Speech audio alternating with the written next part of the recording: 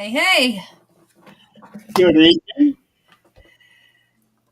what is everybody up to?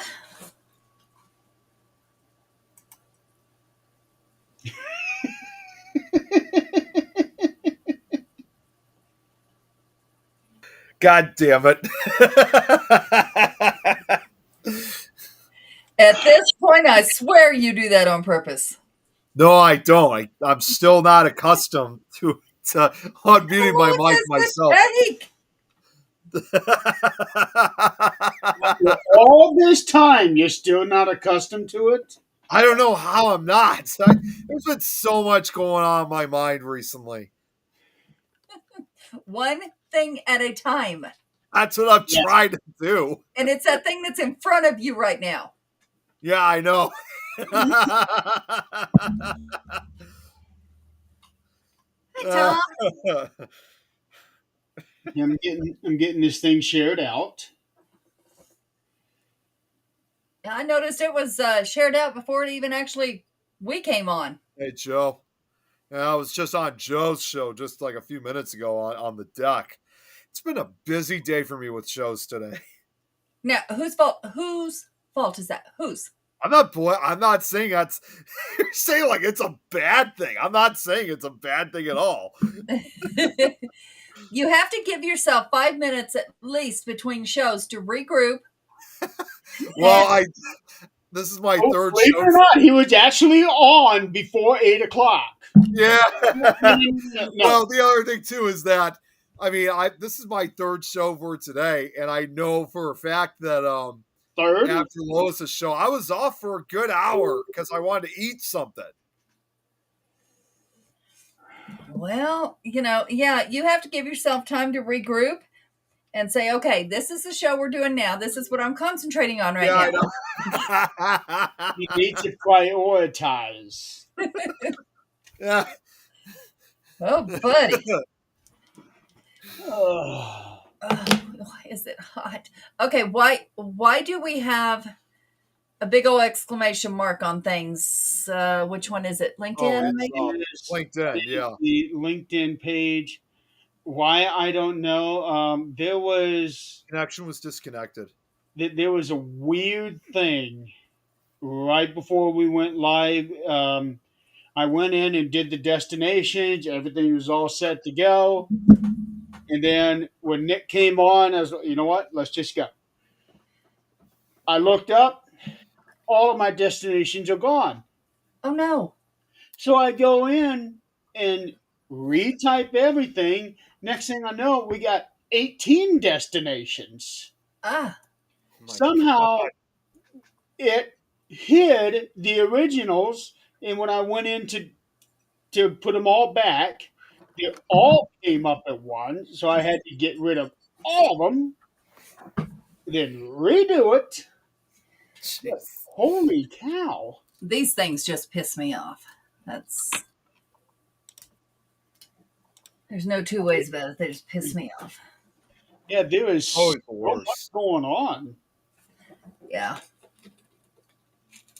Um, Tonight's topic, we are going to be talking about ParaPsyCon. But before we do that, there was another convention that I went to on Saturday in Peru. It's called Oddities and something. So it's sort of almost like a metaphysical thing. Mhm. I met Grizzly Chris. Oh, Oh you wow. did. I met up with him. Nice guy, and I got this. Oh, what do you know? Eating pepper sauce. Yep. Okay. So he created his own hot sauce. Okay. I tried it out, as you can see. You tried it out or you drank it? You know what? I almost could have drank this. Yeah. Is So, it spicy? well, see that's the thing. There is just enough of a kick to let you know that there's spices there, but it's not the kind to make it hot. Um, there's more flavor coming out of it than heat. Good. This is this is really good. That's good. That's really good to hear. Yeah. So this is on sale. Bigfoot Outlaw Peeping Pepper Sauce. Is it on his page? Right now, their website, the online store is being revamped. That's what his fiance Mary was telling me on Saturday. So to order this, I think they're $10 a piece. To order it, you got to contact Chris himself. Um, but I thought it was really good, and when I was letting him know what I thought of it, I actually told him that I think that if this was put in Walmart, it might do well Yeah. because I like it. It's not really like any other hot sauce out there. It doesn't make it. It doesn't do that to you. Is does he only have the one kind? Or is there heat levels? As far as I know, this is just the one kind. Oh, okay. But I thought it was really good. I thought it That's was really really good to good. hear. Got it Saturday. I tried it Sunday. Used up almost the whole bottle and finished it off a couple days ago. Jeez. But it's well the way that I do with my hot sauce is I pour it into a bowl and then I dip my chicken nuggets or popcorn chicken or whatever. I dip it into the hot sauce. I don't just like pour it Yeah. on like most people do. But I thought it was really good. He is going to be in Peru again this Saturday for another convention that a friend of mine, Jeff King, is uh, putting on. It's called what's it called? Misfits something. They're having one of those oddities conventions in Denver here pretty soon too. Oh There no! was also one that occurred. Look at Katie. Wait, what did Kate say? Look at what Kate said. This is actually something from weeks ago. I'm surprised she didn't tell me that sooner. Well, or you can always get up against the wall and or the doorway like my husband does. I was just talking with her just a second ago. She messaged me personally. She never said anything about that. She's probably saving it for the show. Yeah. And now I guarantee she has been replaced in bed. It's now him and the bat scratcher. He's going to have the back scratchers laying right next to him in Ours bed. hangs on the wall next to the bed. That's right. She's going to have to start sleeping on the couch. And it's actually got writing on it. It's hilarious. It's got writing on it. I thought it was Dad's, and it's not. It's his. And it says, Dad's, walk away without it. I can already see what Kim would write about that one with the back scratcher because I already know what it'd be. Her reaction to her husband sleeping with it. It's like, now I'll tell you what. Nick, Jan's talking to you. Hey, Jan, what's up? What's going on? Yeah. All over today. What do you mean all over today? Your 3 shows, dude. Yeah, Nick. Oh, okay. Yeah, I've been all over the place today. I told you. He is incapable of saying no. He's incapable of focusing. Well, maybe for the muting issue, the mic issue, but everything else I'm still paying attention to. Back brush for the bath too. You know what? Okay, we're gonna go down that rabbit hole, Kate. We're going down that rabbit hole. Look, I'm a white girl, but I'm gonna tell you what. I found black girl TikTok, black girl shower TikTok. What? No.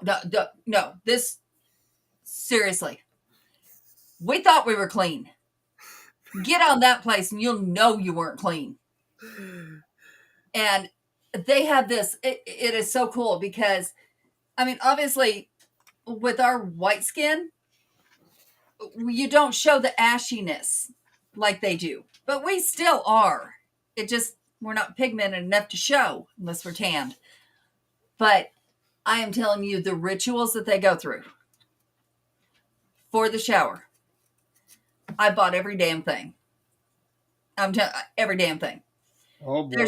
It's called an African, yeah.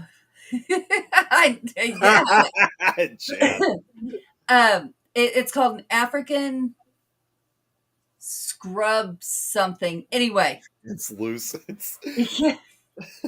it's huge, and it has knots in it where it exfoliates your skin. Japanese have, yeah. But look on TikTok. African scrub net or Yes. And if it's not knotted, it's not the right one. But I'm telling you, with the scrunchies, the brushes, the all that stuff, they harbor bacteria. This does not. Awesome. And it's like, actually I've seen something like this before. it's really cool because I tried some of the little tips and tricks, like, of course, exfoliating, which we've always done with the scrunchie. But you do antibacterial first, which is controversial because you do need bacteria for your pH. But, or you can do, whatever body wash first. Then you go into hydrating, which there's one Dove makes that's got lotion in it. Or you can scrub the second time and use lotion while you're in the water. So you do all of this in the shower? You do all of it in the shower. No, I just want to get in and get out, and that's it. Well, no, Tom, no. Wow. It's actually awesome. And then you get out and you put oil on, like body oil. And then lotion on top of that. And then there's little drops. These drops are amazing. They're okay, from start to finish, how long does this take? 30 minutes. 30 minutes. Gee. Wow. Okay, but you have to think about, women are a little different because women have to make sure you're dry. You don't just get dressed and move on. You have to be dry. Oh, trust me, men have to too. Yeah. Okay, so that is true. So, you have two choices. You can stand there and la-di-da until you dry. Especially for those of us that's got longer hair. You used to have longer hair too. I know, but right now I ain't got to deal with it. Or you can blow dry, whatever the hell you want to do. But, and these drops are absolutely amazing. And then there's this, it's not powder like shower to shower or, Johnson & Johnson, this stuff. It's not. It's Beyond. Yeah, no, this is it's not exactly a powder, it's more of a dusting, and it smells good. So you put it on, kind of, rub it in a little bit on your lotion and stuff. Like baby powder? It's like that, but it's finer, and it's infused with whatever scent. They make it. It's on TikTok Shop. They make it. And it's infused with your favorite perfume, whatever. And then you put the body oil drops, wherever you put perfume, on your arms, behind your neck, behind your knees, whatever. And those layers of smell are not just, I mean, they make you smell good all day. Jesse just takes a blow dryer, his big foot. Oh, no, well, I wasn't actually referring to hair. I was referring to downstairs. But Angela, we go all over the place on this show. Oh, this is yeah, we do. Viewer? I don't remember this person. No, they've obviously not been on before. No, well, I'm just gonna say then, welcome, Angela. Yeah, bath cleaning Kind of pads. all Yeah, over the place. those work real well. And, Bath and witch hazel. Witch hazel is like the best thing in the world. But don't worry, we're actually going to be getting into the paranormal here in just a minute. Yeah, and before we jump to Nick's excursions, what do y'all think about this Annabelle bullshit? What? Annabelle. Oh, Annabelle. Oh, yeah, that whole thing. Like, okay, for starters, she was not at ParaPsyCon, thankfully. But you know No. what? You're not the first.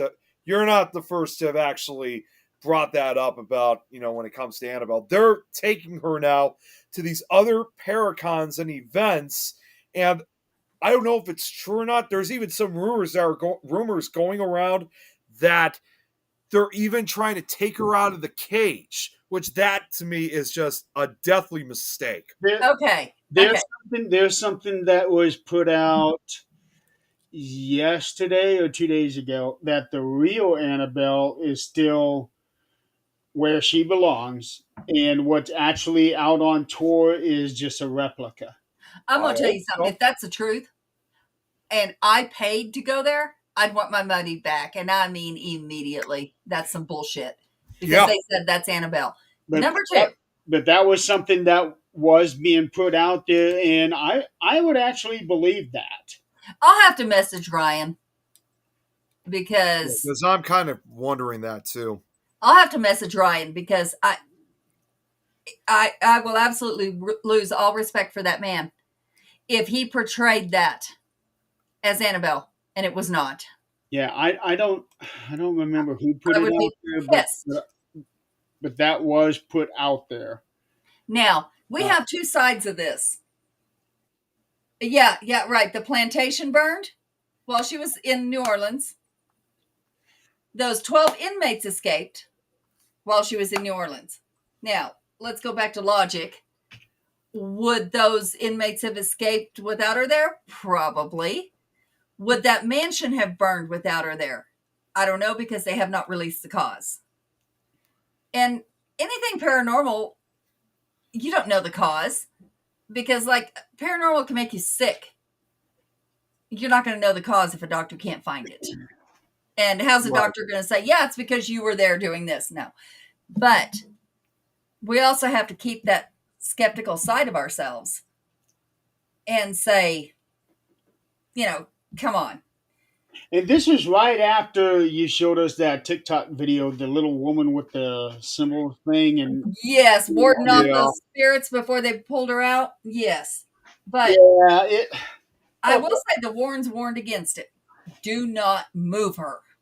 Well, and that's something that, and I know we'll get to again. I'll just start off with something, and this is more involving ParaPsyCon, but I'll still say it anyway. Was among the guests that was there, John Zaffis was at the event, Uh-huh. and unfortunately, I was only able to talk to him for just a few minutes. But I went whoa, holy cow! Angela, were you close with him or was he like not a good person?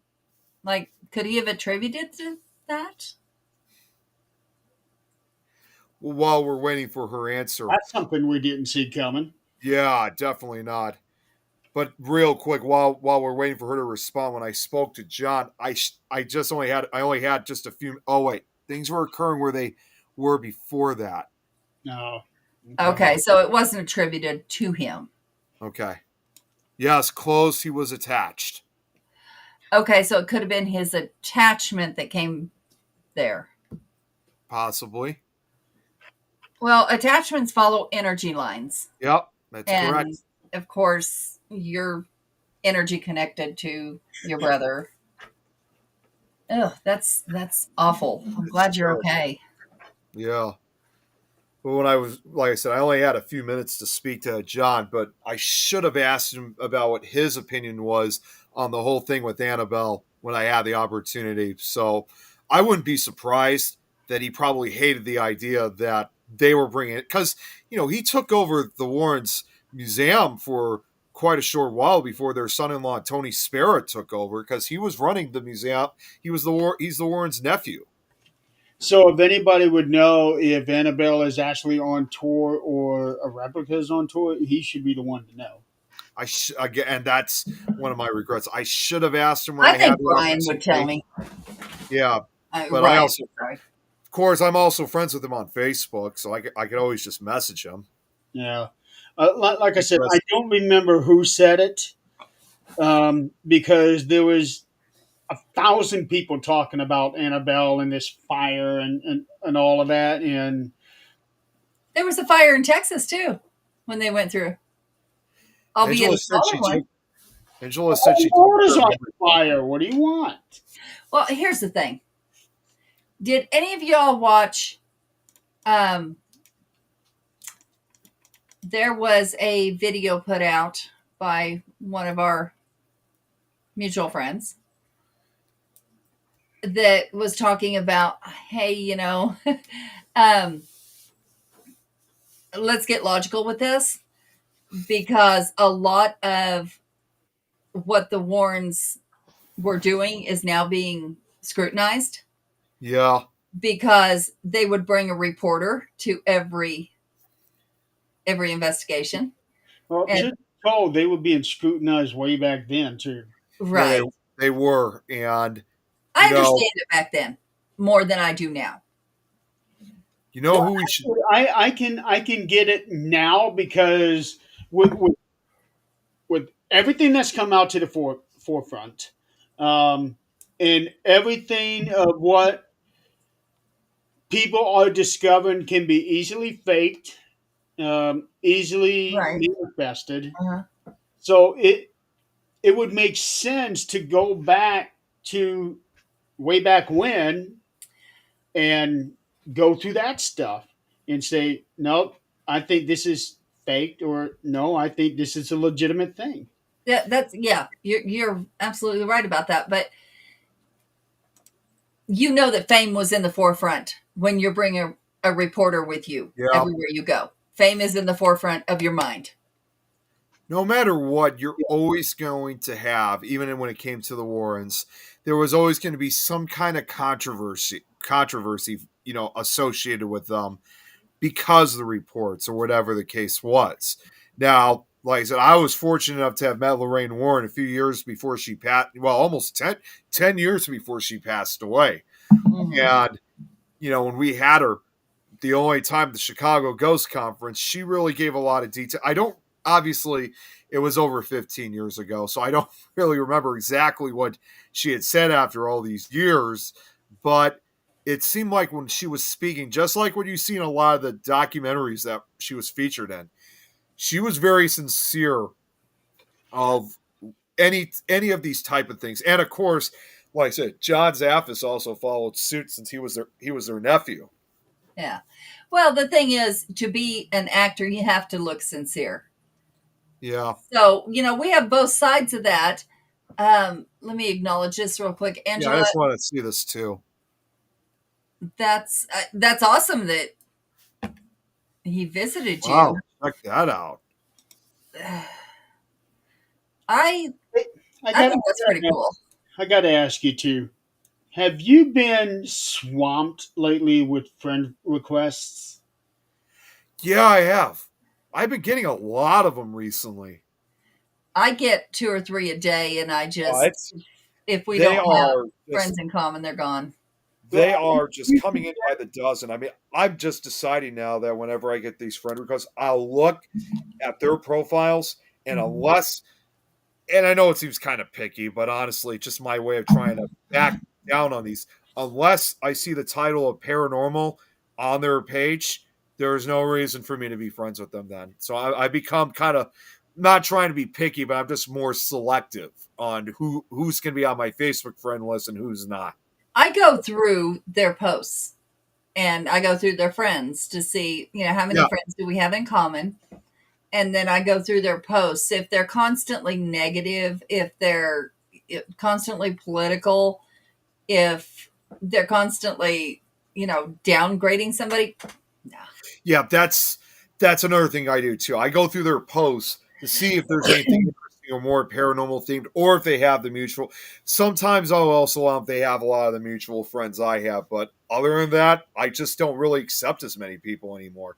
Yeah, yeah. I would get a couple every now and then, but here in this past week, I must have gotten at least 100. See, I just got another one just showed up. I was just going to ask about you, Braxton. Hey, Braxton, good to see you. I was wondering if, when Annabelle came to New Orleans, if she got you or what the hell happened. I had 2 requests since we've started this show. Yeah, see, I'm not there. The only other time, thank goodness.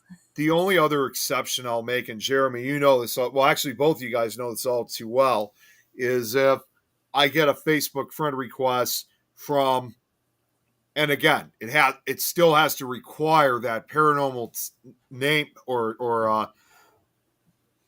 their paranormal identity if it's from another country. I think to myself, if it's like somebody who's actually an investigator and it's from another country that I've never had connections with, oh, hell yeah, that's what I'm going to go for then, because that's something that would be a country that I've never connected with before. So I have my exceptions, but it's rare that I ever allow it.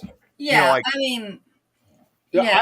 I don't look at I don't require that you have to be paranormal because I am into so many different things. Yeah. But you guys know I kind of stepped back from the paranormal for the most part.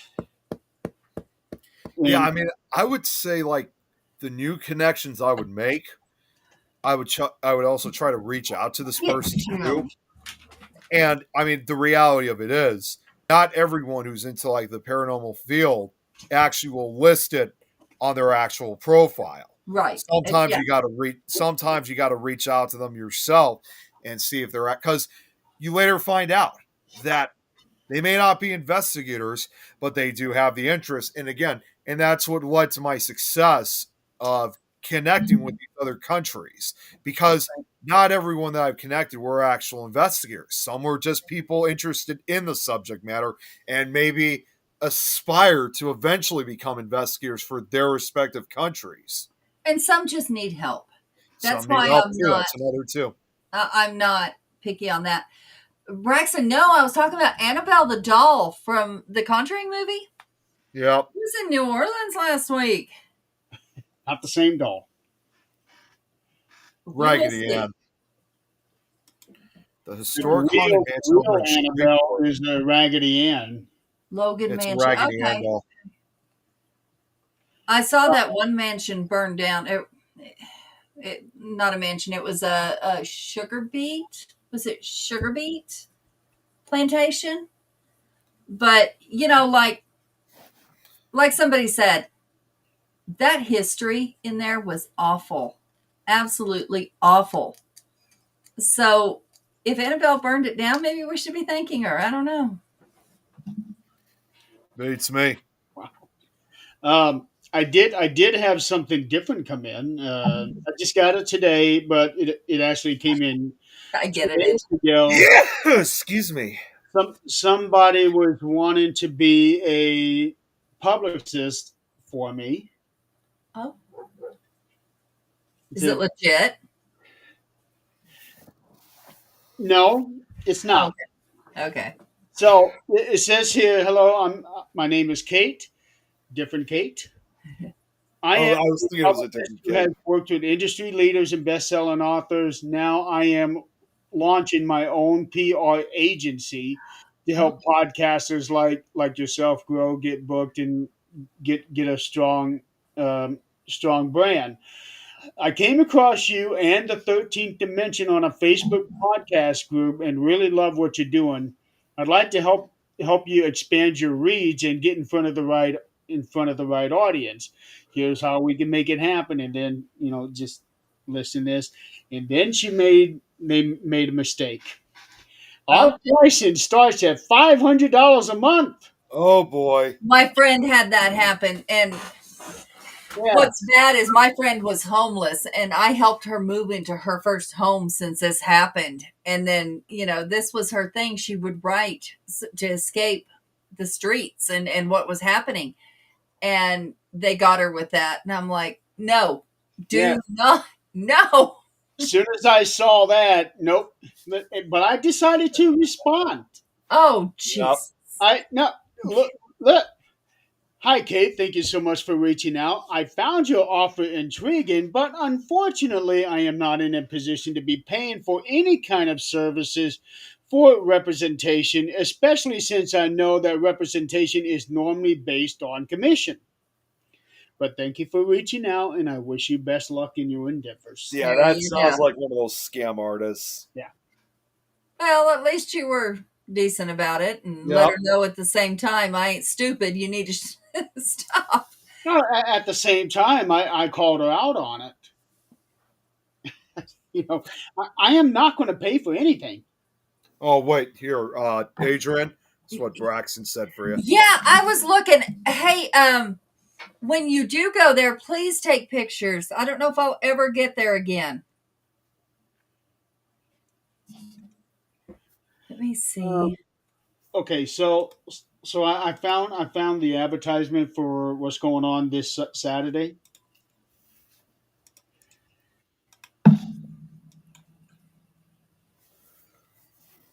Oh, Halloween in May. It must be like one of those halfway to Halloween parties. This is the one that Jeff King of TSPI is putting on. TSPI is one of the teams that I have worked closely with for the last 7 years, 8 years, something like that, at least. Benefiting a Rosie's place. Do we know what that is?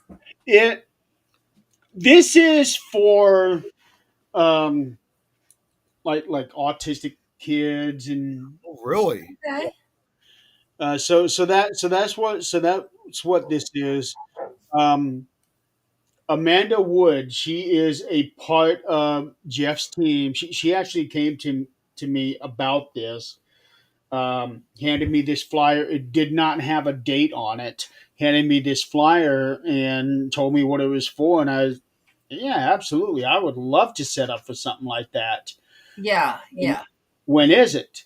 She said May 24th. And, oh, that Yeah, would just a not be a few good days. day for me because that's Angelia's birthday. Oh Yeah. man. Jeez. So, and she's like, well, bring her over here. Oh, no, I think It that'd was be that cool to bring easy. her there. um, so, and she's going to be 20 years old on Saturday. Can you believe that? I remember Wow. when she turned 17. I Hmm. remember when she was 15. No, wait, no, not 15, We 16 haven't then. known each other that long yet. Yeah, I was going to say at least 16. Yeah.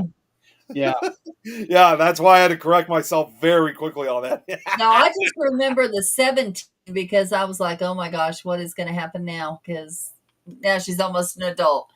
Braxton, yes. Look me up on Facebook. I'm So, friends. I was going to say I'm friends with him on Facebook too. So if anything, he can always look through my Facebook friend list. Yeah, so I that shouldn't be that's too hard to what's find. going on this Saturday, which is Angelia's birthday, and May is always a hectic month because my mom's birthday and her birthday are only 3 days apart. My Yeah, mom's You know, yesterday, I yeah. saw that yesterday. and she would have been 76. I'm sure by now she wouldn't mind me telling her age. Um, I don't He's know. a few years younger than me, Chris. God damn it, Chris. and Angelia is going to be 20. Wow. She will be officially leaving the teenage years. Beginning a new decade in her life. Ah, Yeah, I didn't realize how close your birthday was to mine, Chris. Awesome, Braxton. Birthday. Dad's birthday is wait, my birthday, Dad's birthday, my sister's. Wait, are they all on the same day, Chris? No, I don't think so. I think I they're was just all kind of this confused month. by what Chris was saying. can you imagine the party if they were? Just imagine, yeah. I mean, I've seen like maybe a parent and one of their kids on the same day, but I've never seen it where it's like all like three of them all on the same day. That's yeah, well, that would be a little freaky. Would be. See, the six is his sisters. I'm the 10th. Dad's the 15th. Well, that's kind of similar, like it is with some of my family, because My brother's birthday is on February 7th. My mom's is February 16th, and then of course mine is the 24th. So we're all kind of close together too. Yeah. It's harder Almost to 10 buy days gifts apart. that way. Yeah, almost 10 days apart. We've decided to start buying gifts now for Christmas, especially because of the tariffs and all that good stuff. Yeah, We're going to might start as buying well. now. That's kind of a smart choice because the best way I could describe this, as crazy as it's going to sound, it's kind of it's almost similar to like how Spirit Halloween does things now. Because like even before the tariffs, of course, believe it I or want to not, see Spirit. believe they start their business up in June. Yeah. I want to see Spirit Christmas. Yeah, I really want to see that too. I'm really hoping that they do that this year. I mean, I knew that they were starting that last year, but they were only doing it just in the local areas of like the states of New York and New Jersey, because that's where the company was originally founded. I think it was in New Jersey, but they spread it to New York as well. And I think this year, I think they're going to finally start spreading it the other states as well as the provinces of Canada, because they also have Spirit Halloween in Canada as well. So I think they're going to start spreading it all basically throughout good portion of North America. I could be wrong though. I don't know the details. Yeah, that's pretty cool, actually. So, okay, There is enough of my. a Halloween movie. Yeah, I knew there was a new one coming out. No, it was um Oh, the movie. Yeah, I still need to see that. yeah, Christopher Lloyd was in Got it. it. Yep. So, enough of my veering off other little side roads here. Who did you get to meet? Oh, for Paris. Well, for starters, among those I got, first of all, the event was great. He was So I saw a supposed to lot stop of over the. here on the way I know we were and hoping on the way back. Mike was in such a hurry. He wanted to get back as soon as I really wanted to stop. Trust me, I really did. But um, among those that I mean, yeah, a lot of them I've seen before, but it was still great seeing them again anyway. I saw Brian J. Cano, uh, Aaron Sagers, and for the first time ever, Dan Sturgis from Paranormal Account on Camera. All of them were there once again. You had Dave Schrader, Dustin Perry, Miles. uh, Shane Pittman, from 28 Days Haunted and Portals to Hell and uh, Ghosts of Devil's Perch, respectfully. We also had, Him? what's that? Who was it from Portals to Hell did we meet in Colorado? Oh, that was jeez. Jan could tell me. I know she can. Yeah, she definitely was. I know who you're talking about though. Douchebaggins? No, fuck No, that. it was not. He lives in Nevada. Did you see the story they did? No, I haven't seen the recent story. Oh, Sean? Shut there. Thank you. Did you see the story they did on Mr. Baggins? No. What did he do now? He didn't do anything. Somebody dug into his life Oh, and jeez. how fake he really is. Oh, I believe it. Oh, I mean, regarding, like, it kind of draws you in when he says he had dealt with the paranormal all his life and that's why he got in it. No, No, none of that is true. he actually, did you know this? And I'm ashamed to admit it, but it's true though. He actually was born and grew up here in Chicago Really? before. Yeah, he was from here. And I'm ashamed to admit that I'm taught at times we talk shit about a fellow Chicagoan for me, but still, it doesn't even matter if he was from. It doesn't even matter if he was from here or somewhere else. Somewhere else. He's basically still a douchebag in the end. Yeah, somebody, I don't even remember where I saw it. I didn't read the article other than just pretty much the headlines. Well, it says here that Zach was born in Washington D.C. He Mm-hmm. may have been born in Washington, but then he probably moved to Born, Chicago because born in when they Washington did the and raised in Glen Aye. Ellen, Illinois. Glen Ellen, yeah, that's just like half hour, 40 minutes away from me. So It's really yeah, close like to Joliet. Joe. Oh yeah, it's close to Joliet, and Yeah, I knew he was from from Chicago Chicago, because he was. Illinois. We don't need to go through that. Nick, embrace it. No, no. Oh Tom did no, that. Tom did that earlier too on one of the shows, but anyways, like when Ghost Adventures did that episode of Chicago when they went to investigate the Excalibur in Bachelor's Grove Cemetery, that's when Zach and at that up until then I didn't know that he was from Chicago. So he had said that he had grew up in the 90s, from this area and went to several areas, some of which I too was very familiar with. But you know, yeah, he's had an interesting upbringing, but it does not excuse for all the fake things that he's been doing. yeah, I mean, I don't know. That was just interesting that somebody was able to dig into his life and actually post something. Now, if I ever find it again, I'll actually look at it. But of course, it was during the week. I didn't get a chance to do that. Well, I saw something else about him, but I don't really want to mention it on this show. Yes, we Yeah, did.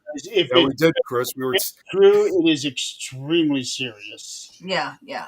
I'm just gonna say for Chris, yeah, Chris, who was also on Fear Fans Tuesday night after the show was over, he and I were hanging out and chatting online for almost 2 hours, and we were talking about douchebaggins and Jolie at prison. I was voicing my disgust that I had for him when he came out to Jolie at prison and claimed credit that they were the first investigators to investigate Jolie at prison. Oh Which no. that was not true at all. We came there two years because they went during COVID. We Yeah. got there 2 years before they did. And I know we were the first because we were also helping out with those tours. So, if anything, and I'm not trying to, unlike other times where some people claim credit for the fame, what I'm basically saying is fact. Because if not, you know, if anything, I would have been, if they were the first, I would have been shocked to find out that they were. But in fact, they weren't. We were there long before they ever showed up. And I even said, I probably said this before, but I actually said to myself in that episode aired on the Travel Channel, I said, if Zach says those magic words that they're the first investigators, I'm turning off the episode and I've lost all respect for Zach. I still have respect for the rest of the crew, but Yeah. not for him.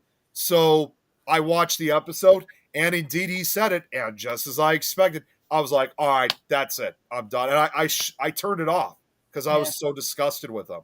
He's Well, still, he did a lot of people wrong. Yeah. Yeah. yeah, he really did. I was behind him in Texas when he had just left when I came in, and they were still pissed off about him when I got there because he had left his crew, told them what to do, walked away, was there for the shots, and left. There was also another incident that, in fact, this was also with one of the other guests that was at ParaPsyCon, and I remember this.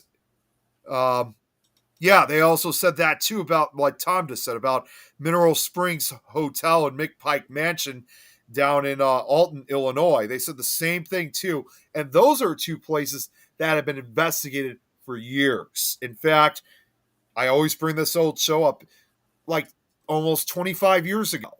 In 2001, you had Scariest Places on Earth, which aired years before Ghost Adventures ever did, and they investigated both of those locations. So with Zach saying that, there is evidence that there were other shows and groups that were there before them.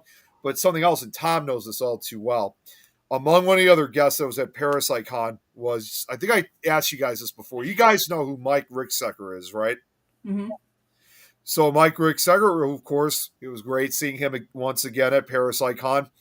He was supposed to be on an episode of Ghost Adventures because at the time that they were supposed to do, I think he was living in, Tom, correct me, I think he was living in Ohio then. He's living back in Ohio now, but he was kind of moving around. And then he had to drive all the way out to, what was it? I think it was either Oklahoma or Kansas.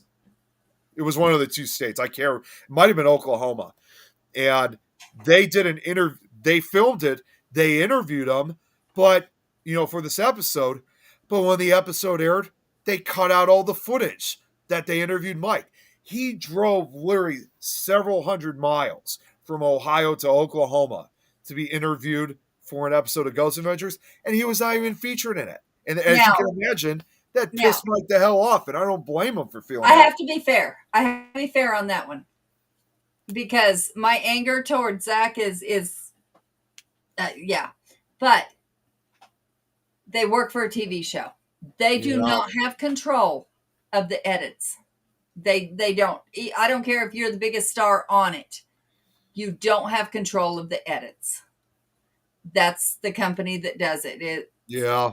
He didn't do that. But I do want to mention Angela. That fixed to where he does control the edit, because when the show first started, supposedly he did all the editing of the show. Yep. Yep. Yeah, I've seen the contract for Travel Channel and A&E. Nah. No. I don't feel bad for what happened to him either, Jan. What Jan just said, what's happened to him. Like the whole thing with the Demon House in Gary, Indiana, and now he's claiming that he's blind and that he needs to wear sunglasses, and whether or not that's it's real. He kind of brought this on himself, if anything. Oh yeah, during that show, if that's real, yes, he did. But I do want to acknowledge something with Angela. She said she's dealt with the paranormal all her life. The last thing you do is look for more. Okay, there's 3 kinds of people. There's the kind that run into paranormal somewhere during their life and don't want anything to do with it. Right. Just blow it off as something else. There's the ones that have dealt with it all their lives and are looking for more, or know that they're here to help for a reason. They're seeing it for a reason, Jan. And then there's ones that I'll call out. Oh, she knows I will. And then there's ones that have never had an encounter and decide to get into the field to, whether you're debunking or whether you're trying to find reasons. And then there's some people that are there just because they want to know what happens if they can find out what happens after you're gone, because they're, closer to this side than this side. That's what I meant, Jan. You've seen it all your life. You know you have a purpose. Tom says, then there are those who seek the paranormal because they think it's going to bring them fame. Yep. No, that's fake. Obviously, those are fakers. That's and that reminds me of something else. And I've told you guys about this previously for this year's ParaPsyCon. I'm sure you guys know who I'm about to bring up because I'm not going to say the name. You remember that one person I told you about that we saw last year? It was there. No, she wasn't there this time. Oh, okay. She was not there this. I think they probably realized that she was kind of treating everyone very poorly, and I don't think they wanted her to come back. No, they didn't realize that. They would have had her back. And not to mention, I think after they saw on every man she could. What's that? Is this the one that was rubbing up on every man she could? Okay. Mm-hmm. Yeah, this is her. And considering that I'm pretty not trying to use it, but you get what I mean. Considering that I'm kind of notorious for showing up at ParaPsyCon, I think some of the other investigators and guys that were running it saw the lack of respect that she was giving to me and some of the others, that they didn't want her back for that. I don't know if it's that they didn't want her back or, we don't know the story. It could be that she couldn't make it. Unfortunately, people like that, they do want back. People do want back simply because they cause a scene. Yeah. And that's how she has gotten to where she has gotten. That's not the kind of person I would want at anything that I throw on. I wouldn't want that. No respectable person would. But no. Let's be, and you know what? That also brings up something else. When I was at ParaPsyCon, that's what I said. I cannot. Yeah. So does she. Yep. Oh, that thing, Nick. Yeah. I'm going to be honest too. When I was also at ParaPsyCon too, because this was the first time that I really saw everybody since, especially from the Michigan Paracon, and considering that a few months had gone by since my ordeal back in November, there were I've I've never had so many people come up to me like hugging me so tightly in my entire life because they knew I'd gone through a horrific ordeal with my brain bleeds, and some of them never even got a word about it. Like they would say things like even I was even I was even more surprised at some of the big names. So they were like, "Yeah, we heard you were not feeling so good a few months ago. Like what happened to you?" I can't tell you how many times. Oh, Yeah, Cody and Satori were there too. Um, I can't tell you guys how many times I had to. I kept it real short, of course, but how many times I had to tell them about what happened, and then there were so many others out there that were just like they were. It was almost like they were just relieved to see that I was there because from the way they were showing their from the way I saw in their eyes, and after what happened to me back in November, they really didn't think they were ever going to see me again.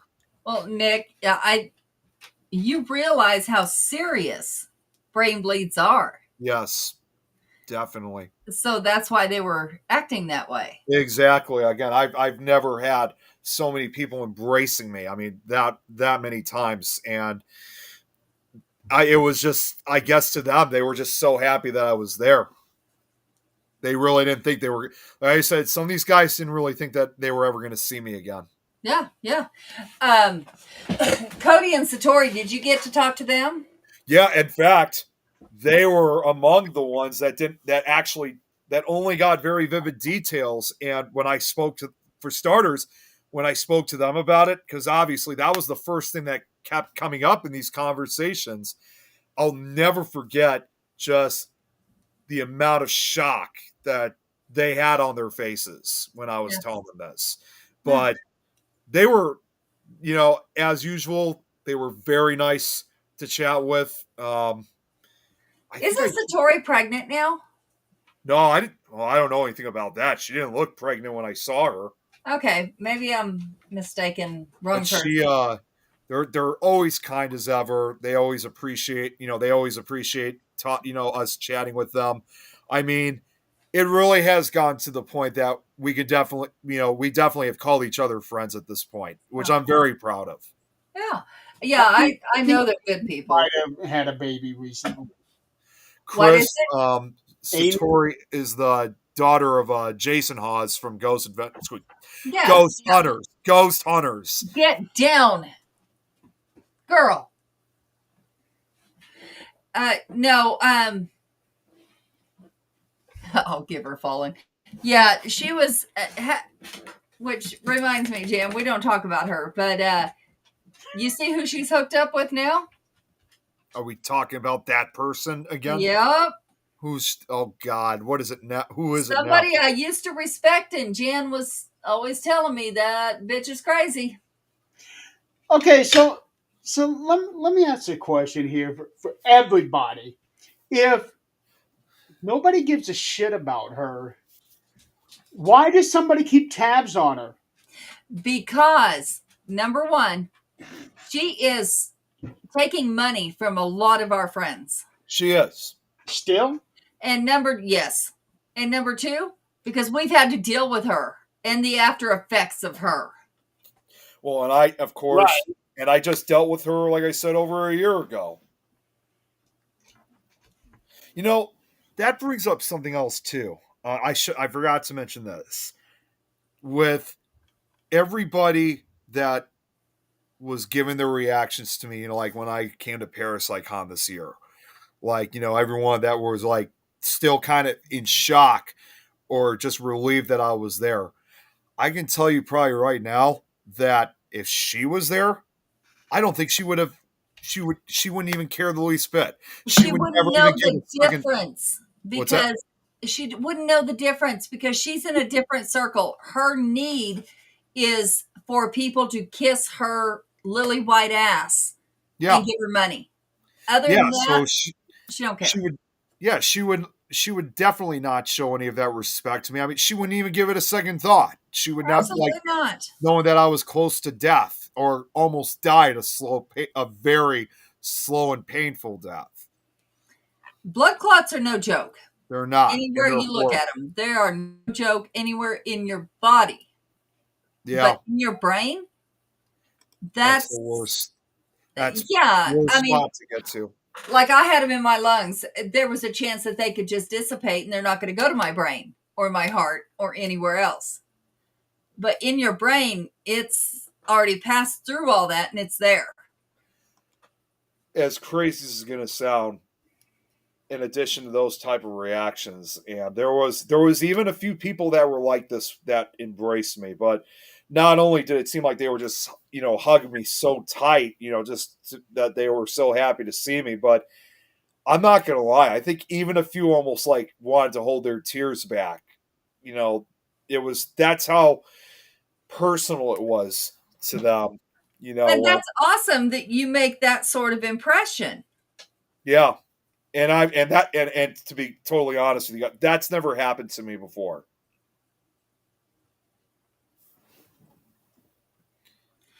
Well, and that's because nothing like that has ever happened to you before.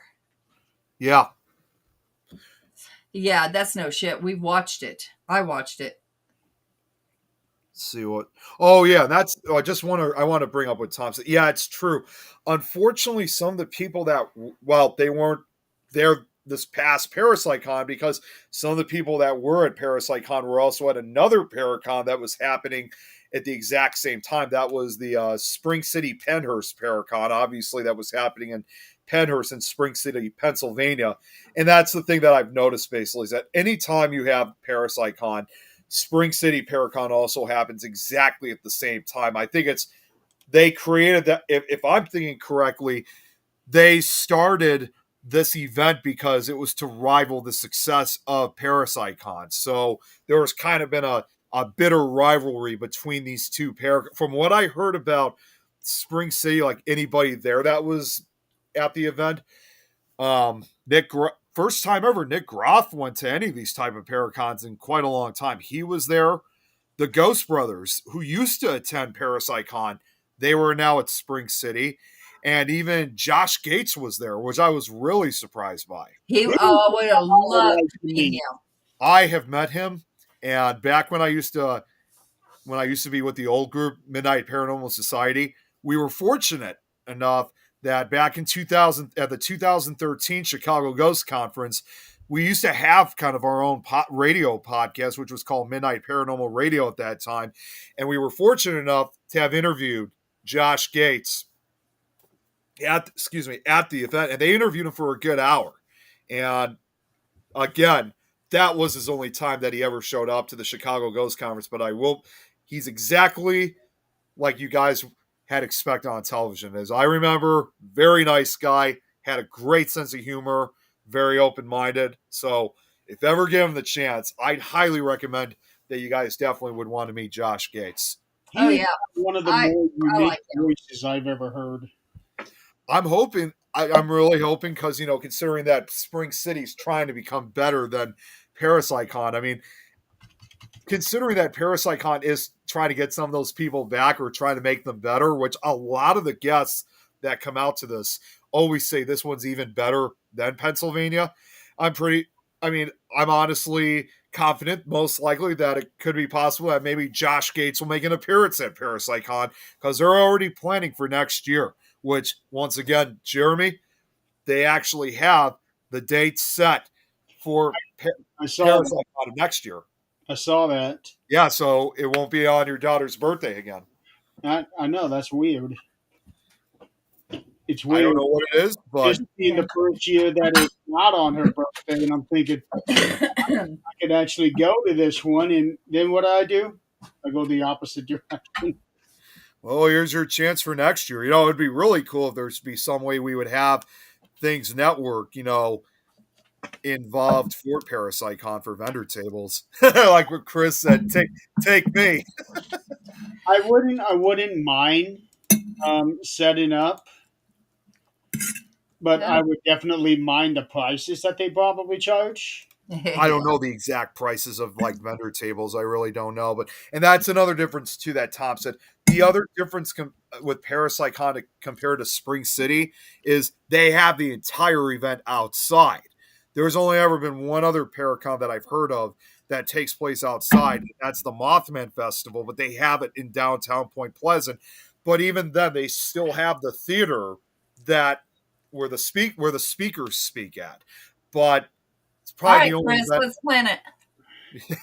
$165 for a 6 foot table in an approximate 10 by 6 area, or $190 for an 8 foot table for an approximate 12 by 6 area. That's not too bad. Not terrible at all. That would probably be again. I think that would probably be more cheaper than what Penhurst would be. See, Because Penn, includes 2 chairs, 1 table, admission for up to 2 people. Vendor and or assistant does not include vendor admission to vendor mini ghost hunt, VIP meet and greet, or celebrity ghost hunt. Those are extra. Does not include table cover. Does not include electric, which is extra. So let's find out how much extra electricity is. Um, it's gonna gimmick the table so we can put Nick through with a 3D. Well, Tom makes a point here. We could all chip in. Right? all right, I've got the table cover. What's So that? so I got that. I don't have to worry about. Let's see. We will not. They got it in big bold and underlined. We will not have table covers available. You must supply your own. I figured. I am good on that one. Yeah. Oh, Um, I wouldn't mind setting up at ParaPsyCon. I really wouldn't. I think it would be a real good experience, especially for that place. yeah. Um, I can just about imagine they probably have a wait. Yep, there it is. We have no more vendor spots available. If you want to be placed on our vendor wait list, please fill out the below application and submit. Chad. Yeah, I should have said something immediately like you got it. If we're gonna do it, you got to do it real quick because they fill out very quickly. Yeah. Perfect fundraiser though, Jan said. Even just You'll sell going. what? Even just going would be good. Well, and that's why we go almost every year. It's just such a fun experience. Now, I found out once, and again, I would just be going for the event, just like we did. We had no interest taking part in the investigation because I don't know if I already told you guys from last week. The price for the investigation alone, Yeah. was $230. No, not happening.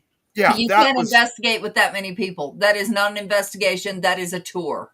I spoke with both Mike Ricksecker and Brian J. Cano, as well as Dave Schrader, because they obviously were taking part in it. And I asked, like, how did the investigation go? And they said, I mean, while it did go well for them, they had like groups of like 20 people each. Yeah. And that's the other thing, too. Just because you're investigating with the big names, this is not one of those kind of events where people think they're going to investigate. They can investigate with these investigators as long as you want or hang out with them as long as you want. Yeah. No, you're not. You're only there. I would say for me and Tom, because we know Mike Ricksecker very well, I think Mike would probably make exceptions with us because we've been very close with him and we become very good friends and supporters of him. But as far as anybody else, you would have to go to a different area with a different lead investigator. Yeah, no, and that's one of those things. Unless Jan goes, I don't go. But why would you pay that kind of price? Even if he's your friend, he's not running this. He's being paid to run this. Because people want to be able to say that they investigated with a paranormal celebrity.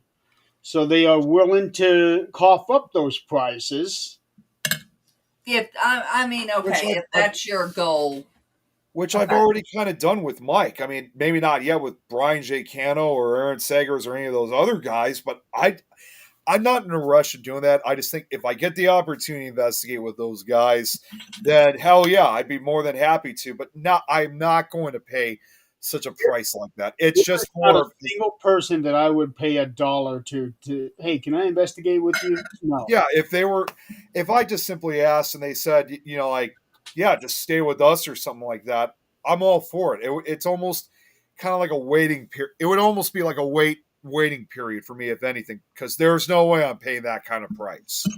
Well, and And a lot of the and one more important, a lot of the money that is going into these investigations, it's not even going because yes, a lot of these we do have a lot of investigations like this that are expensive, but that is usually for a very important reason. Most of the time, it goes for the restoration of the location. This yeah, money's not even going to OSR at all. It's not even going to any restoration no, that whatsoever. wouldn't work. No, no. Okay, I am also looking at sponsorship levels for ParaPsyCon. Um, they Oh, got a dear. number of them from $500 all the way up to $3,000. Holy cow. No, no, no, no. We go as a group that, as Jan said, we go as a group, everyone in their shirts. That would be nice. With, Well, we investigated with Mustafa. So, Nick, I have to ask you this question. Why are you always dressed in a tie every time you go to these places?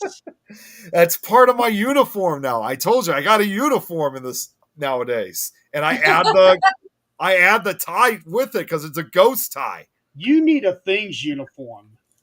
Yeah, I know. You know. Okay, so I'm going to be completely honest with you. I was almost considering about making another uniform, but specifically just for things. I really was thinking like Right. put like because again, I model the uniform like kind of like after like police officer uniforms and of course also Ghostbusters too. But I thought having things patches on the arms or maybe on the chest like chest region and a few other titles too. I was thinking about making something like that.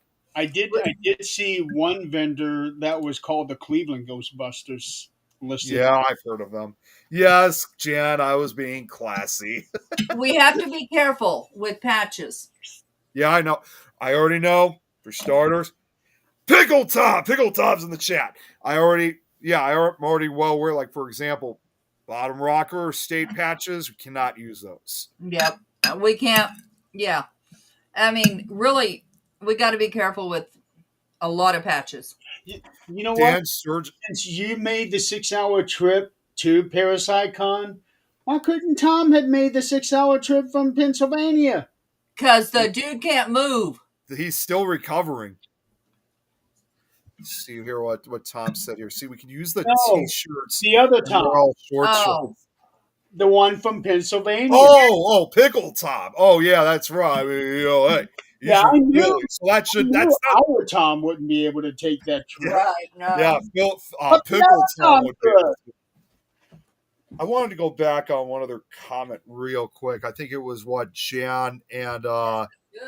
what Chris said. What was it that they said? Yes, Tom, you. Which Tom. I can't see since I'm scrolling up. I can't see which Tom we're talking about.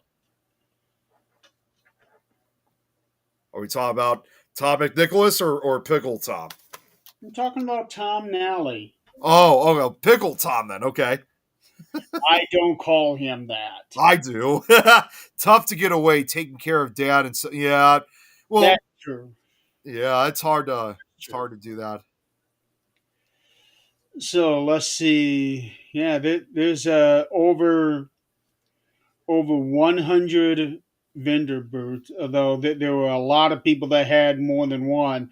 Cody and Satori had four. Yeah, they did. In fact, where they had their table was the same spot usually where the Booth brothers would have their tables, but the Booth brothers this time they did not attend because they were in fact in the process of shooting a new paranormal documentary, so they had to cancel at the last minute. But they already did say that they were going to be there next year. Oh boy. What? Well, you know the controversy sometimes that goes on with the Booth brothers and documentaries. Yeah, it does, but they still have a film they got to shoot. Boy, you need four of them. What's that? Why did Cody and Satori need four? I don't know. Honestly, I didn't even really pay attention to their tables when I spoke to them because, like, obviously we were so focused on each other, especially when I was talking to them. Oh, I see. I see how they were situated. Still, that's a lot. And then Wait a just minute. What right, the hell did I miss? Who had their cock out? You oh, don't. pfft, You that don't was know. Tom. That's what Tom's saying right now. No, that's Oh what no, Chris said that. Chris was saying. Yeah, I know. Now I just saw it. Don't like to pay to do an investigation. Feel like it's dirty and tainted. Yeah, and that's I understand again if it was like going for restoration, but that like I said, the price that they were asking for this investigation at OSR is just it's ridiculous. Yeah. Now, And I would love to set up a ParaPsyCon. I would also love to set up a Scarefest. that But would be nice too in Kentucky. Yeah. they Oh, want this is what I was looking for. $50. Chris was saying, yes, yeah, Nick, we need you. And then Jan also before that said, you are beyond important. They're saying that and referring to when I was saying about how much embracing I was getting from when I was seeing everybody. But Scarefest, they want $300 a booth. Seriously? Yeah, that's how much they Wow. want at DeadCon. Well, and Scarefest, that's been running for a number of years, I think. Mm-hmm. It has, and it gets tons of traffic. Yeah. But It'd be another great event too because this is happening later this year. I don't know if there'd be enough time in case I don't know if there's any spots available, but I'm sure you guys have heard about, and they it's have also a waiting list too. which one? They have a waiting list too. Well, the one I was going to bring up, and this isn't until October, but there's also the Rock Island Paracon that's going to be happening in Rock Island later this year in October, and And we they're supposed to heard have. about that for the first time last week. Yeah, I don't know exactly who's all going to be there, although I believe they were there last year. I think they're going to be there again this year. I think Ernie and Denise Pack might be going. The Oh, that's awesome. Wicked Wiccan sisters are going to be there too. Oh. I think a lot of people that we know are going to be at Rock Island. So again, we got a few months. If you guys decide about Rock Island, I mean, the opportunity's there. And we're Rock Island, it's literally right next to the Mississippi River. So it's right on the Illinois-Iowa border.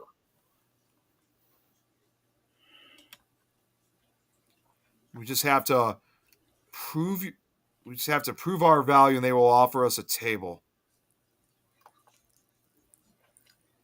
Oh no. Oh. Or fundraiser, yes. If it's for upkeep, the building, yes.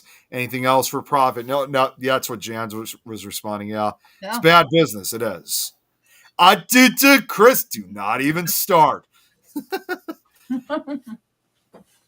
Tom, Tom, you're gonna have bees all over the place on your property in Minecraft. Then, damn it, it's gonna be impossible for me to not hit them.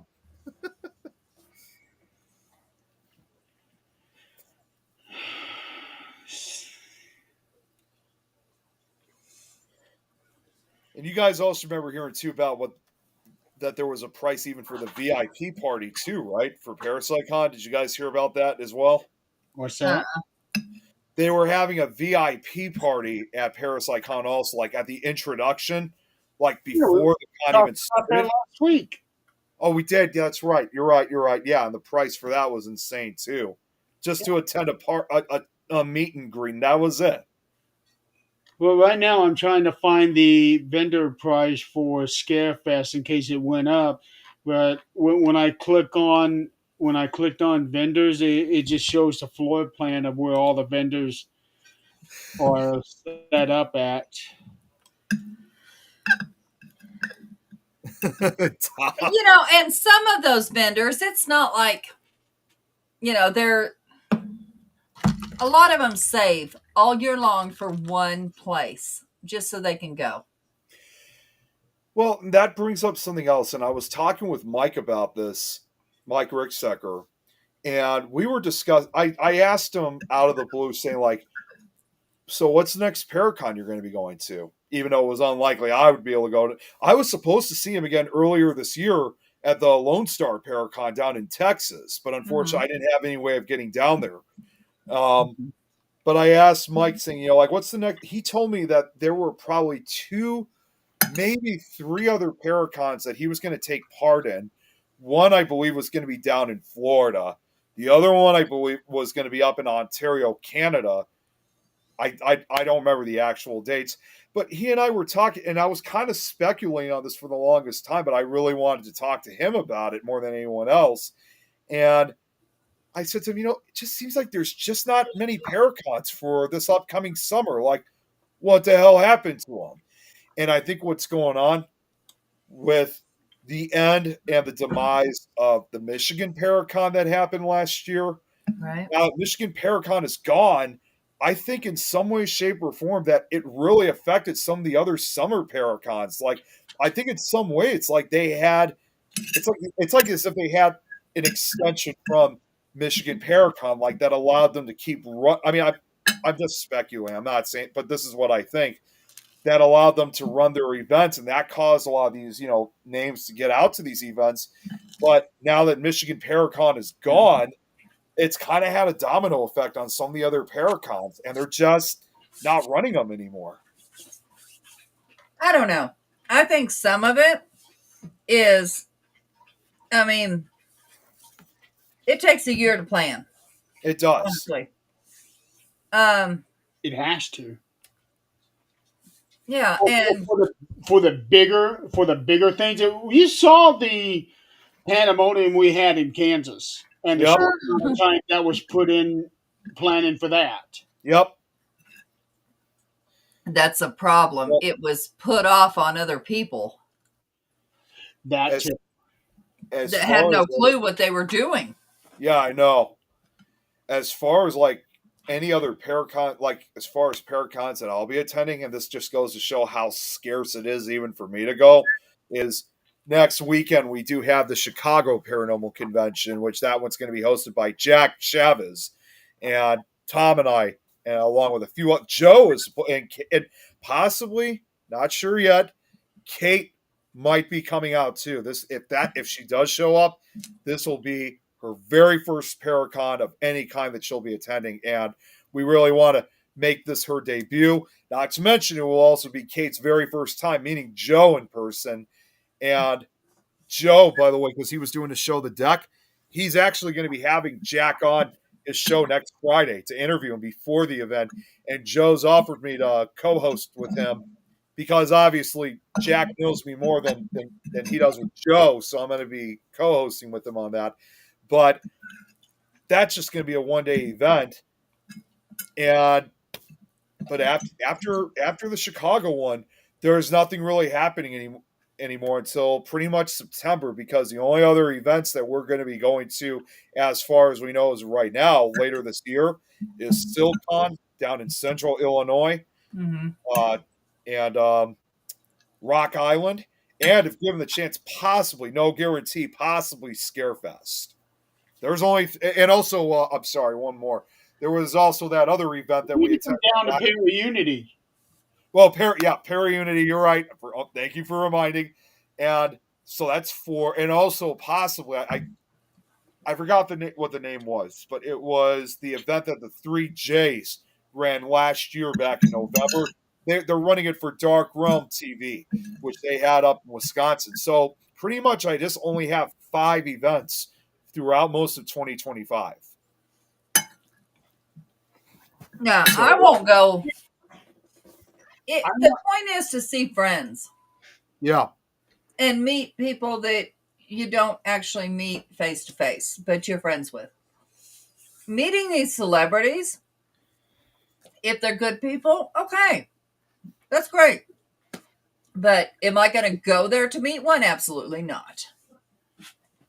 Whoa, what did Chris What write I in? want us to do, what I want us to do is put on a things Paracon.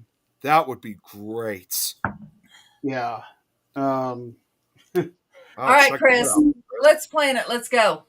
Geez, and it's going to be right before Christmas. Wow, that's Oh, interesting. that's fine. We're right here. Well, and we do have another event, not necessarily paranormal, but also a horror film convention. Although it's kind of expensive to get in, we also have Flashback Weekend, which we have in Rosemont. That's the one event that Svengoolie always shows up, every year at. But considering we see him at other events, we're probably not going to see him because just knowing how long the line would be to see him, knowing that we could just see him at a separate time and get a picture with them. So I doubt we would actually see Svengoolie other than if it was a different event of our own that he was a part of. Well, see, here's the thing, Jam. Bring the kids. They stay here. Zach has no interest in this. And we go. Well, and when you mention about when it comes to like meeting celebrities and they're good people, I mean, that's what makes me come back a lot, because of these celebrities I was just mentioning, the aforementioned ones I was talking about, like where they know who I am. They even showed their concerns for me, especially after when they heard about what happened to me, and that they're always just glad to see you every single time that you're there. In fact, I did this for two people because I don't know if you guys ever when I do shows with Lois, I did this for her. In fact, she always talked to me about she always wanted to meet Shane Pittman, Mm-hmm. and so I yeah, I don't know saw if you guys, that. yeah, you guys. So what happened was before that, she had requested that I get a picture with them so I could send it to her. But Mm-hmm. while I was hanging out with Shane, I decided to take it one step further. And I asked Shane, saying, "Hey, Shane, do you have a few minutes of your time just to talk to an investigator friend of mine named Lois? She's from Scotland." And I also did warn him, saying, I hope you'll be able to understand her because she does have a pretty thick Scottish accent. Mm-hmm. So I did say, and he was very open minded to it. So I called her up, and she's, that's an she's happy understatement. that I was at the event. She was saying, like, how's things going? Saying it's going great, but there's someone I'd like for you to meet. And so I turned my phone over, and then Shane took it, for a few minutes, and I'll never ever forget the reaction Lois had. Her face became like completely red. I don't think she was expecting that. So she No. absolutely loved every second of it. And she said she would love to have him on one of our shows, which Shane has accepted, but we just don't know exactly when. But it was a true gift, dream come true for her. Speaking of, are you doing the June 6th show with Lois? June 6th. What day? What show is that? Hang on. I'm June. not 100%. That would be the one on Friday. Probably.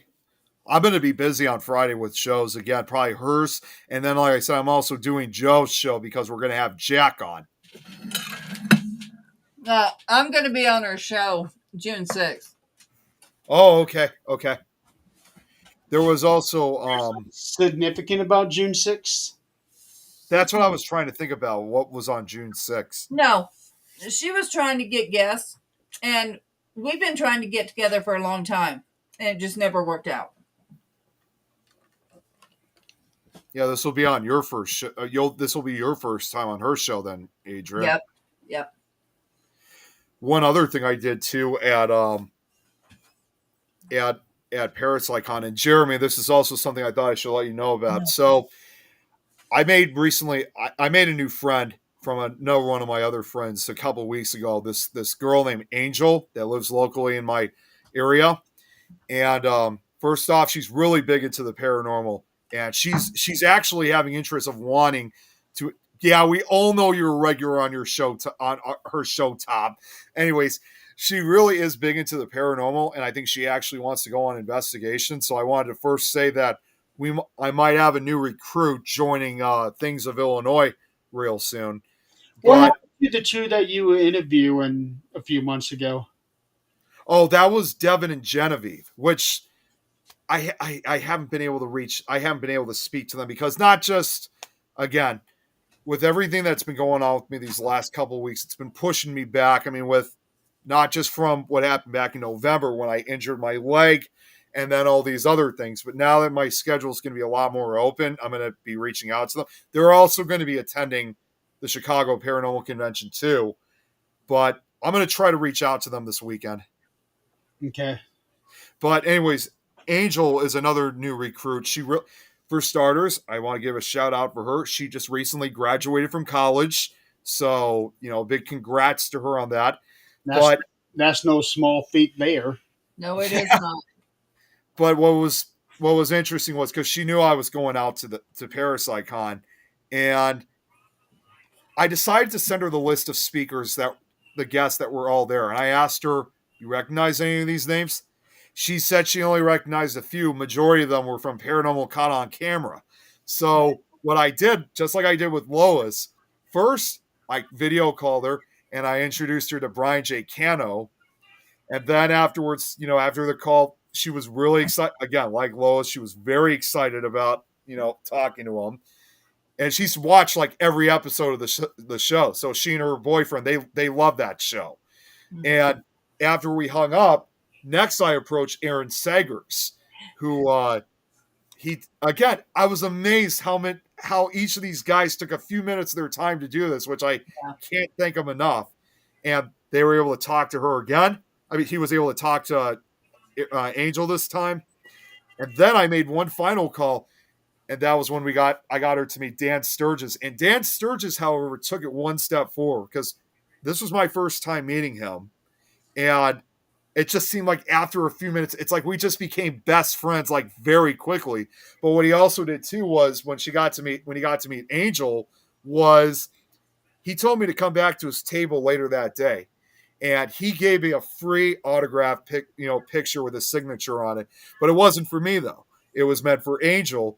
But considering that she had just recently graduated from college, which she's going to have a graduation, get together, which I've been invited to, I decided that was going to be her graduation gift. And he even says, hope to see you next year, Angel. So they're looking forward to meeting her. Yeah. And it's things like that. You realize who's real and who's just there for, getting money for their autographs or being paid to be there or whatever. And they really don't want to be there. As far as I'm concerned, I mean, it was obvious that all these guys that I saw, they weren't necessarily there for. They were obviously clearly having a really fun time, and That's awesome. And again, now like I've been saying several times, especially when some of these guys later saw me in person after everything that I've gone through, it really goes to show that they really care about people that they know, or Right. even if they're just fans. It just really, they're not in it for the money. They're just the fact that I was getting all these embraces and these oh, we're so glad that you're back or anything like that. It really goes to show that they really do care about their fellow investigators and followers in this case. Yeah. So when they showed that really meant a lot to me. It really and those are the kind of people I don't mind paying to see. Yes. Because they are not there for the money, obviously. Otherwise, they'd be jerks. Yeah, I mean, that one person we talked about, I already know she'd be like that, but I could care less about her. Everybody but the thing else, is, that bitch ain't a celebrity. She's not. That She bitch thinks she ain't is. nothing. She thinks she is, but she's not. No, what I think of when I think of that person is two things. One, not giving two shits about who she's screwing while she's married. Yep. And letting the world know about it. And number two, making a name for herself while conjuring shit she should be conjuring and does not care about who she's affecting in the process. Jan, you don't have to be jealous. This is just a friend of mine. She's referring to my new friend. Yeah. No, she's not. That was a long time ago. No, we did not call Robert the doll either, Chris. He was definitely not there. But no, I get what you mean though. Like, yeah, she just it's just I don't even know how else to really describe her. She Those would aren't real obviously, famous people. Now, yeah, you get Zach Bagshit on there. Okay, he's not gonna. First of all, none of us could afford him. no, That's number one. But if we could, nobody would come back to that Paracon. no, they wouldn't. I He's would. such a jackass, He is. There were self-centered. two other I almost forgot two other big names there at the events. We also had Timothy Shaw, which I know he's been on a number of different paranormal TV shows. He's been like on A Haunting. He's been on Portals to Hell. He's been on a lot of stuff. Every time I see him, and this goes to show again about true people that are worth. Yeah, almost forgot. Yeah, Tom mentioned someone else. The Tennessee Wraith Chasers were also there too. I like them. Yeah, they're always great to chat with. I mean, they're just they're just awesome to just associate with. I mean, it's What like the hell? every happened? time when I it's like every time when we've met them, it just seems like we just want to talk to each other almost like for hours on end because they just enjoy the company. And Timothy Shaw, I mean, he's become almost like a big fan of me in this case because he's like when I showed up at his table, he was I'll never forget. He was like, "Oh man, next year I'll praise him." Oh, He's like, deflate your head right now, because no. But who was I it agree. in Kansas? I agree with that, but that's just how he reacts to. Nah, deflate that head. Um, in Kansas, when we were at the temple, haunt Chris and somebody haunted files, haunted Case something. files. Haunted What is case it? files. Haunted case files. No, it was haunted something. It was just one word. It was two guys. What were their names? Haunted. That came to Kansas. Yes, we were at the Sonic with them. Um, Were they set up, or did they just? no, they were just there with us investigating. Oh, I don't know if they set up or not. I think we were just investigating, but it was haunted something. They're big YouTubers, and I don't Wait, know are if they they from, do TV besides were that. they were they also speakers at the event? I was thinking I first about know those because I knew there were some guys that were from about California that the came guys out. from Nevada. Nevada. I thought it was California. No, it's from Nevada. The haunted side. There you go. Yes, those guys are amazing. Now I don't know No, exactly what they they're do. not. No, top that is Okay. not going to happen. So since you brought that up, here's what I got. Here's what I got to say about um, the lead guy, Chris. Okay. So we were investigating. We were up there in the blue room, and this is where we were doing um, the live stream, and he was kind of running the investigation. But the problem was is that he was using the EMF and saying, "Oh yeah, this thing is going crazy," and the guy that was holding the camera for the streaming was like 2 feet away from him. I told him off camera, on camera, put that away. Mm. Why? Because it's being activated by the phone that is Yep, sending the signals. that's Uh-huh. right. That's If right. no, Good to have you back, at Rex. that moment, he had no credibility to me. Yeah, I mean, as a person, I never got to Nice investigate with guy, him. yeah, absolutely, nice guy. But as an investigator, I cannot hold any credibility to his name. I've watched some of his YouTube videos. I don't know if he does anything other than YouTube. I really don't. Um, He but has. him and the other guy were amazing as people. Jeremy, who isn't that who we investigated with when we were going through like different floors of the Abbey? No, not the Abbey. The Masonic. temple in Salina, wasn't it those same guys? Like we were getting like a lot of good readings, like, and I know it was not from the camera. Like it was just such a fun video that because I was filming it live. That was when one of the guys lost one of my cat balls. Was that them too? I don't know. Well, it had to have been because we were with Mustafa, and then Zach was hurting really bad, and we left like I way remember early. that. Yeah, this was on the second night. Okay. This was on the second night. We were up there on the top floor. It was us,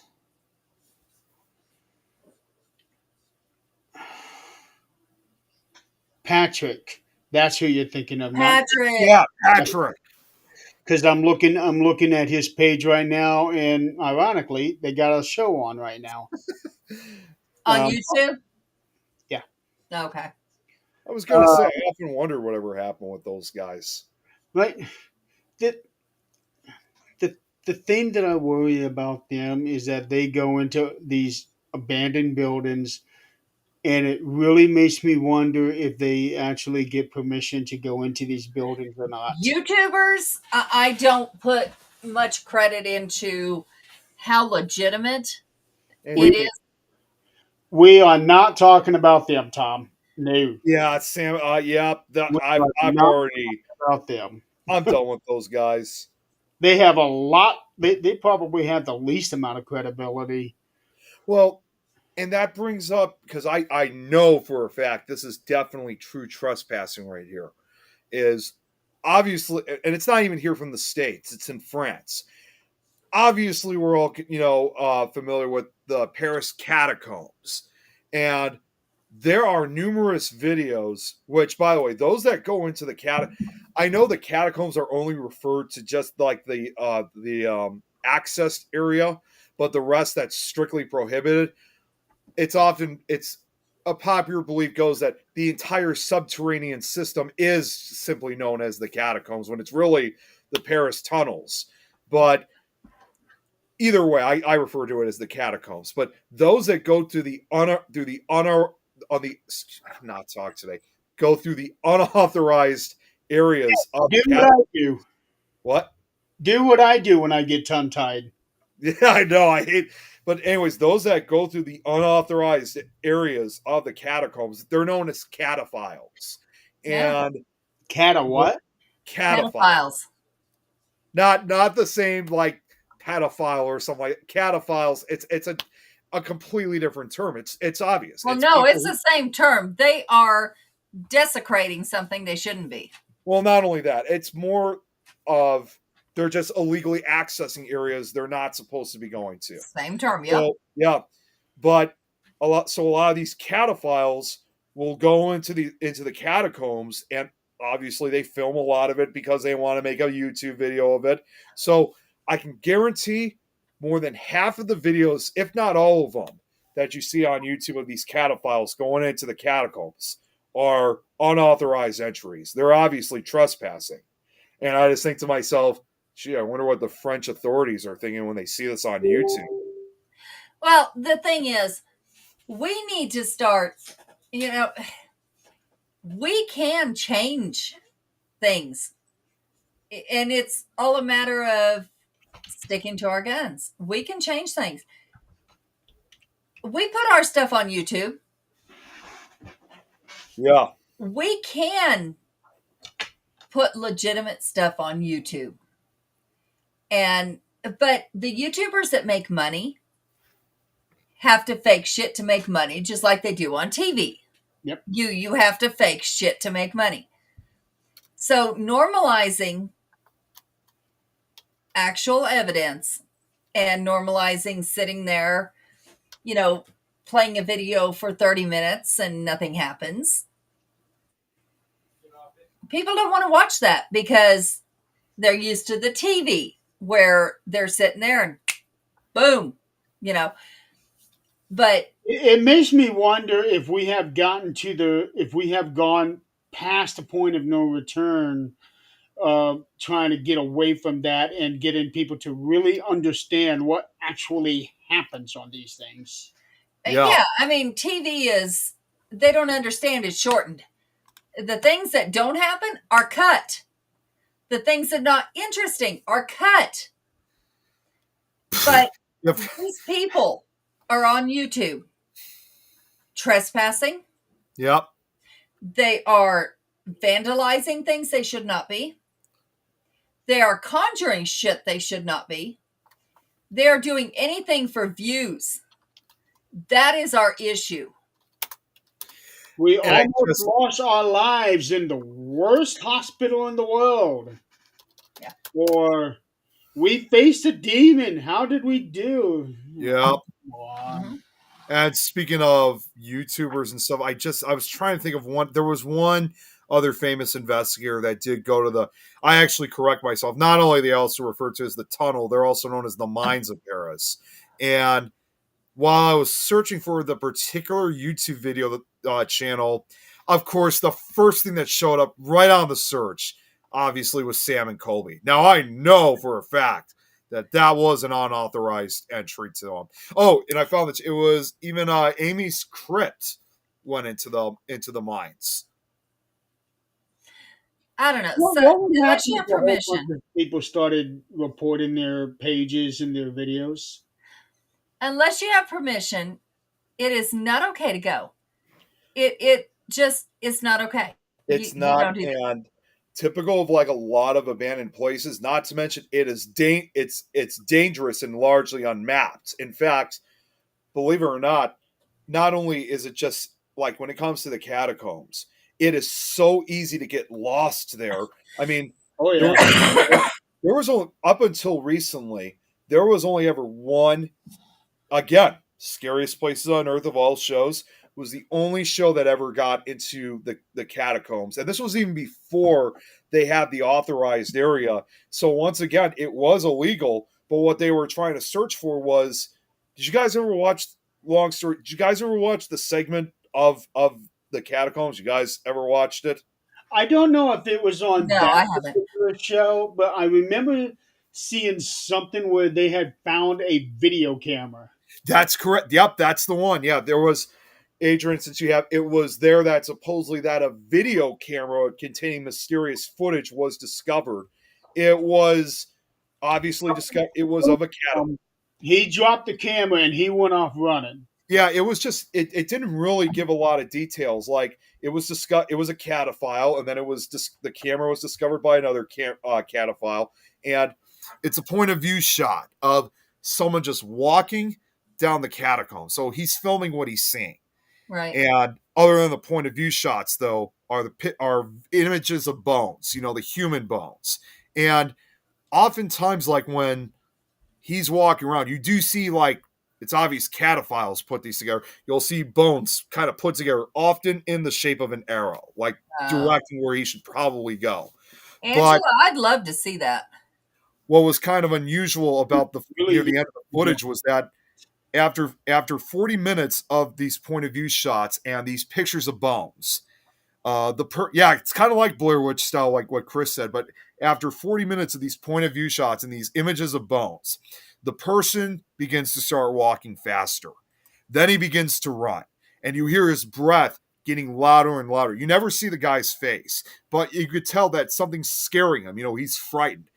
And next, you know, he's running faster and faster and faster, deeper and deeper into the catacombs. At times, he'll stop to decide like which direction he's going to take in all the many different corridors. But as he's running deeper into the catacombs, he drops the camera, just drops it, and you see his legs just go run by into the darkness, and the camera continues running until it runs out of tape.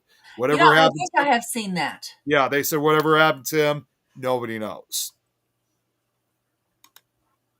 Yeah, it is like fishing. But that's what the show was. They were trying to find any type of evidence they could find of the lost catacombs explorer, and I knew when I first watched it, it was going to be impossible. Like they said later on, they were like several hundred feet deep underground, and they said at one point the group traveled 6 miles into the catacombs with no signs of the lost man. But after 6 hours, the group was exhausted and was running low on batteries. So that's when they decided to abandon the search. But they ran into a problem. When they got to a manhole, It was supposed to be open, of course, but it was locked or they were having a real difficult time. So they thought, okay, we're gonna have to backtrack and go back the 5 or 6 miles we went. That's gonna take hours. And they just think that they better hope that their batteries don't die in them. They're like, yeah, we're close yet so far. We're 10 feet from freedom and we can't get out. So Yeah. they start going back and they go deep underground again. But here's where things got a little bit interesting. They actually did find the same pathway to where the footage was shown because there was like graffiti on the walls that they saw. And the search ended when they found an entire room filled with nothing but bones. And finally, they found their way out. They were underground in those catacombs for 12 hours underground. Yeah. So they didn't, like they said, they didn't solve the mystery. I don't think anybody ever will because there's just too many miles of tunnel. So we'll probably never find out whoever it was that dropped that tape. I just wonder where somebody came up with the idea of the catacombs. Like in its construction or The idea of what the catacombs became. Who would have ever thought to create tunnels and line them up with human bones? well, I know the catacombs were originally supposed to be, as much as I hate to say it, more of a dumping ground for corpses because there was so much burial, so many of the dead that it was over capacity. And in 1785, millions of bodies were exhumed from the Paris cemeteries and dumped into the catacombs. So that was back then. Why don't we have more of that now when we have this huge surplus population compared to what it was then? I don't know, honestly. And there's like, supposedly they say there's about 400 miles of these tunnels, and they go as far as 300 feet. And this is another reason why they're dangerous too. Turns out some are filled with water, and many of the tunnels have collapsed over the years. So it's an enormous maze. But I asked that question too. Why don't we have something like that here in the States? Oh boy. Can you Yeah. imagine if there were some in the States and Jack Baggins got a hold of one of Oh them? my god! Oh my god! Yeah. Well, and No. that's the thing about the catacombs is that even though all the entrances to the catacombs have been sealed off, I mean they've been sealed off since the 1950s. But unfortunately, there are always other ways of getting into these mines because you have parts of railroad tunnels or subways or sewer lines, or even on some occasions, and even some homes in France are known to have this. They do have secret underground passageways from their basements to get in. That's something to look at. Did they dump TB bodies? That's a really good question, actually, because as far as I know, the bones and the remains that are found at the catacombs, all they say is that these are the remains of those who have died over the last 1,000 years. Okay, but And cause the death um, of anything. Yes, yeah, anytime there was a pandemic, whether it was TB, whether it was consumption, Black you know Plague, what? because we're talking Europe here. Yeah, I'm sure that they. I mean, I know a lot of places burned them, but could it be? It's That's something to look into. it's almost like when you see, like I said, this room full of bones that the guys found before they found their way out. It's almost like you're looking at lists of different causes of deaths because it's like, like of possibilities. Because when this guy, he literally walks into the room and he is literally standing on dozens of corpses, just walking among them. And to make matters even stranger, you can't even see the actual bottom of the room. You can't even see how deep it is. I mean, he was probably standing on thousands of corpses, possibly. Yeah, and that's the thing. Like Chris said, underground tunnels in every town. Yeah, If there's you a look lot of at big cities with under that's been built on top of Indianapolis. oh Yep, yeah, that's right. if you look at it, there is tunnels in every town, and all the tunnels, well, not all, but there is always a tunnel if there is a Masonic temple Yep. Tunnel goes to the hospital underground. There's a good reason for that. You can look that up yourselves. But that's that tunnel. Then there's always the tunnels that go from when there was underground like speakeasies or whatever was illegal at the time. Yeah. Those are all underground. And now, these days, nobody wants to admit it, but every Walmart has a tunnel Well, going somewhere. not necessarily a tunnel. I just thought of another place, and I know this has I become know the where center of my tunnel attention. goes to. There's another location I can think of, not necessarily a tunnel, but similar though. It's still underground, and this is at a location that's become the center of attention political wise. But anyways, Alcatraz has a underground chamber, which that was known. It was not necessarily a tunnel, but that's known as the Citadel. That was where Yeah, you yeah. had a brutal civil war prison that existed above what is Alcatraz now, which inmates obviously refer to it as the dungeon. Right. Yeah, I mean, there's lots of, like we were talking about a few weeks ago, there is so much history that is now being uncovered.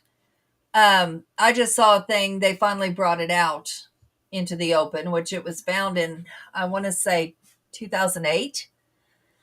But there was a person found with a cross on them. The inscription on the cross was 8 lines, and they put it through the computer thing where they could do whatever they do, all their fancy stuff. But there was not supposed to be Christianity when this was dated. There was not Christianity at that point in that area. It predated any Christianity they had found in that area. So then, what But did the cross stand for? oh, it was Christian. And so now they're looking at things a little different because this amulet he had on him was Christian and the inscription on it was also Christian. So they're rethinking their timeline in that area on Christianity. And So, we're talking about so many, like we said, we were civilized years ago, probably more than we are now. And whatever happened to us, did we get too civilized and ruin ourselves? I don't know. But we're getting to that point again. But that's been buried. You leave a penny outside, especially in windy places. New Mexico. Try doing that, Chan. Leave Well, a penny outside overnight in New Mexico. You're not going to find it the next day because the dirt has already buried it. you talked Imagine years and years of it. you talked about these different tunnels and stuff like that, and I just looked this up. I read it before, but it's been a while. But here's another discovery I wanted to bring up. I'm not going to read too much because I know we got to get going. But here, check this out. This is actually is more involving kind of cryptids or more extraterrestrials, if you will. But I'll read it quickly anyway.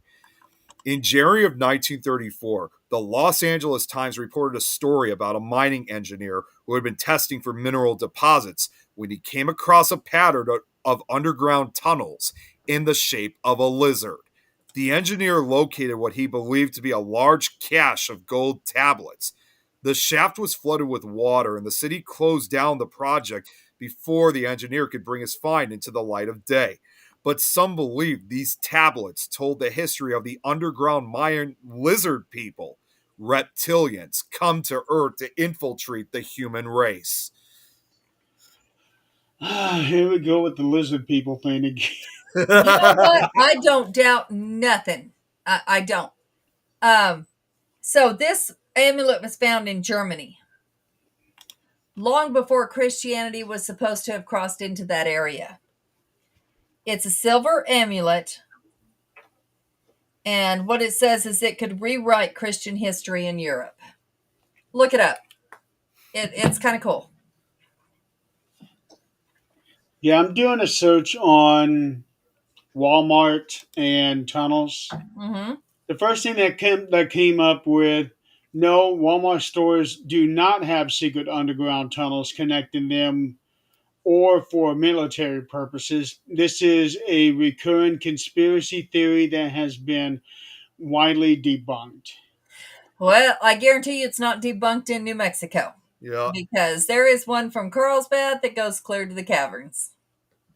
And the Um, caverns are, if you look at Agenda 2019 or 18, um, that Carlsbad Caverns is actually and this is public, you can look up agendas for each president, but this was actually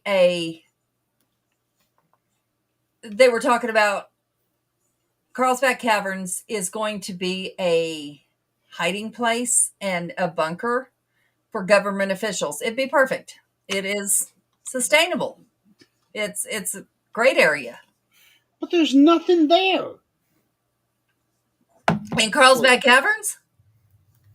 Well, Carlsbad. Carlsbad Caverns, the cave. It is a bunker. It is a government bunker if something happens. And it's a good one. Angela says she took story of reptilians with a grain of salt until she got one. Yeah. Yeah. Whew, we're coming up on 2 hours now. Well, I'm gonna just kind of, I guess, end it with this with ParaPsyCon, like we were saying earlier. It was definitely great to be out there. Heather Taddy and also Lauren Hellickson were also there too. So Heather Taddy, if you guys remember her, she was from Paranormal State, and Lauren Hellickson. I forgot what she was part of, but she's been starting to make appearances at different Paracons. So we had a lot of great guests at the event, That's awesome. and Like I looking said, I forward wouldn't to it. mind setting up over there. It's What's just, that? I wouldn't mind setting up over there. Just got to make sure that it makes sense to do it. Yeah, we have. I forgot to mention this. We have. I was told because Heather Taddy was telling me this too, saying she was asking me about one other event that was going to be coming up, which I didn't know about it, but the details were very sketchy. Supposedly, there was going to be another paranormal event that was going to occur here in Chicago, which was going to be called the Windy City Parafest. Now, when we first heard about it, we looked it up, and the details were very sketchy and very scarce. We're just like it didn't make any sense at I first. finally They, got it. they didn't even have like an address Mm. at first. All And it I just don't said think was this just is like anything that should be blocked. all it said was just downtown Chicago. But after Heather Taddy had told me about it, and when I got back home from Ohio, they finally had the details. But they were saying that this is not like your typical paranormal con, and they had all these like names of podcast hosts that I've never heard of before. This was not a con where they weren't going to have speakers, they weren't going to have vendor tables. I mean, it was kind of a combination of things, and it's supposed to be 4 days in mid-June. And I thought after learning the details of it, except for one part of the event, I don't know if I'm going to attend this one because it's not like a real con. The only part I'm considering about taking part of is you remember I told you guys that there were these two girls that I met in Michigan that also lived in my area. They're hosting, who also have a pot. Those were the guests we were supposed to have back in November, but we had to cancel because that was when I was in the hospital. Nicole and Noel. They are hosting what's going to be called a haunted 80s prom nights, which I I thought to myself, about that this year. yeah, I'm thinking about. I thought, you know what, that actually does sound like a lot of fun. But among some of the other things that I'm not going to attend, they're having kind of like a burlesque show or so, or a striptease or something like that. I'm thinking, you know what? I think I'm good. You need to see boobies.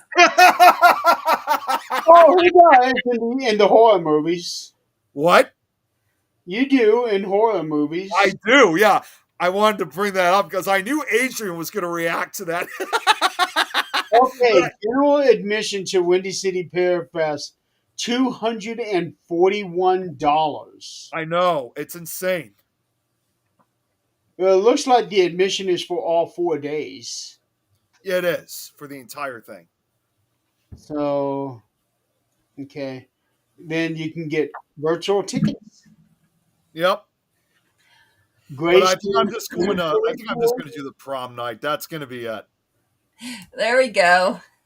Chris, I am good. I like to be family friendly. I'm It's very innocent. family friendly. It makes a family. I'm innocent though. I'd rather be an engineer. Well, you can engineer a baby.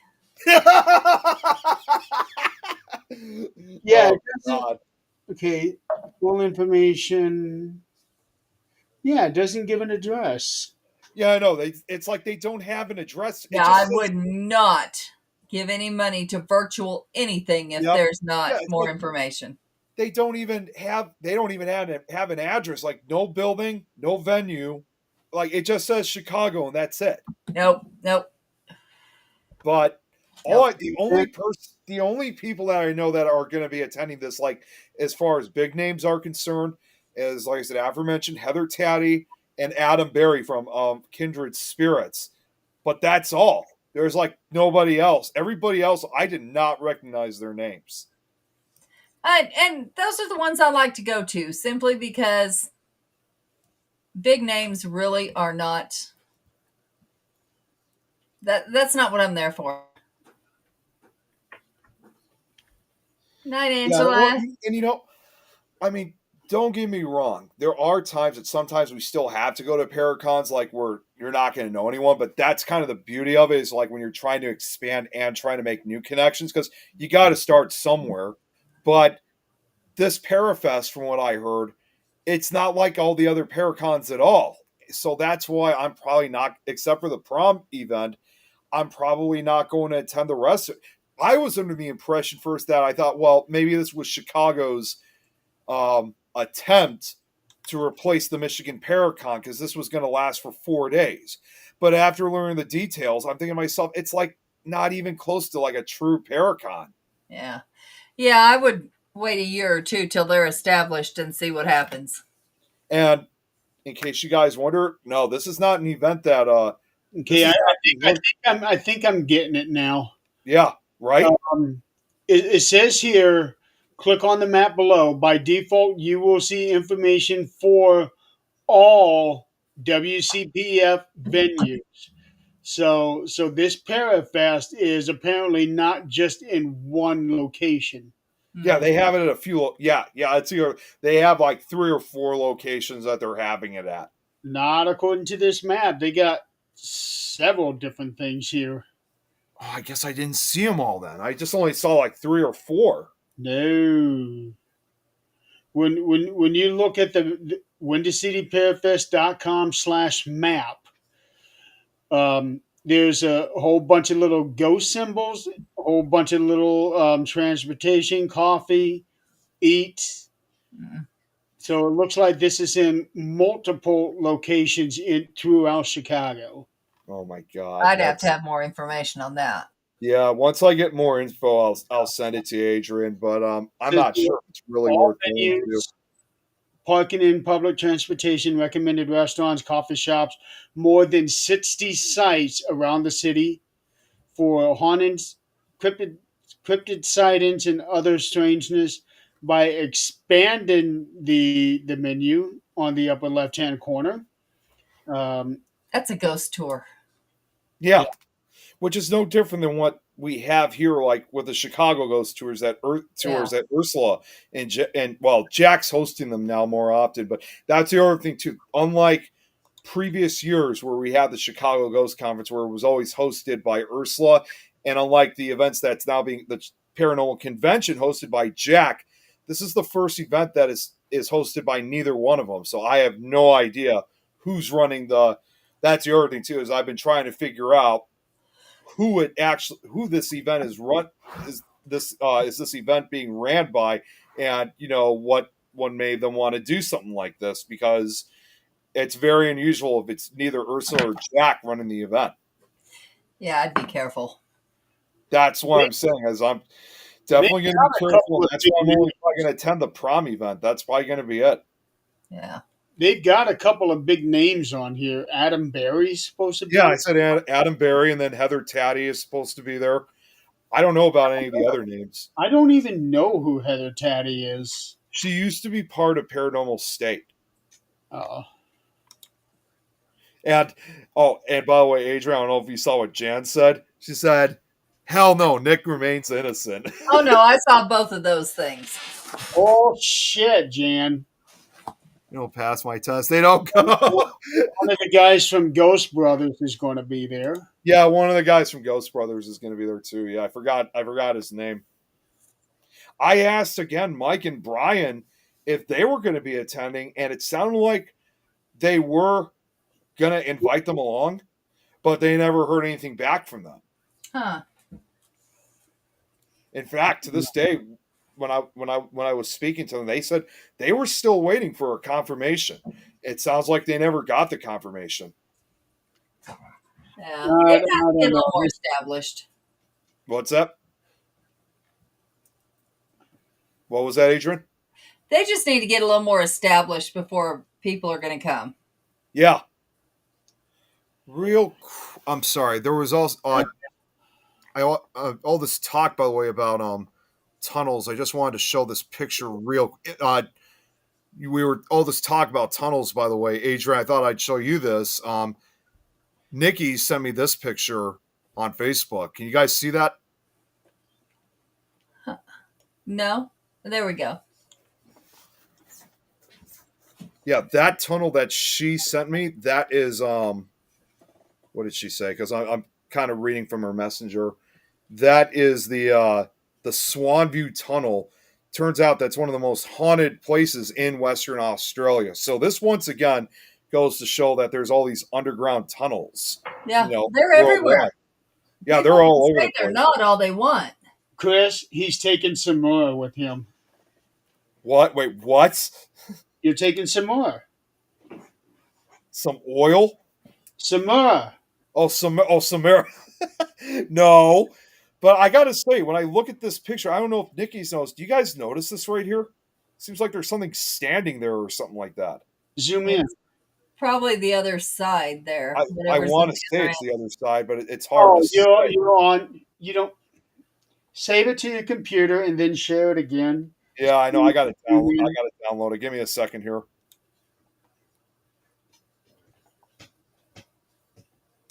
Oh, geez, that was the Well, wrong. hello. I almost sent the picture back to Nikki and other people. My God, people would be like, "What the hell did you send me?" That was a close one. All right, let's try this again. Let's see. Go, stop it. Okay, here we go. Look like that there's something like damn it, what the hell is going on now? That's Looks weird. like the other side. Can I zoom in? Oh wait, right here.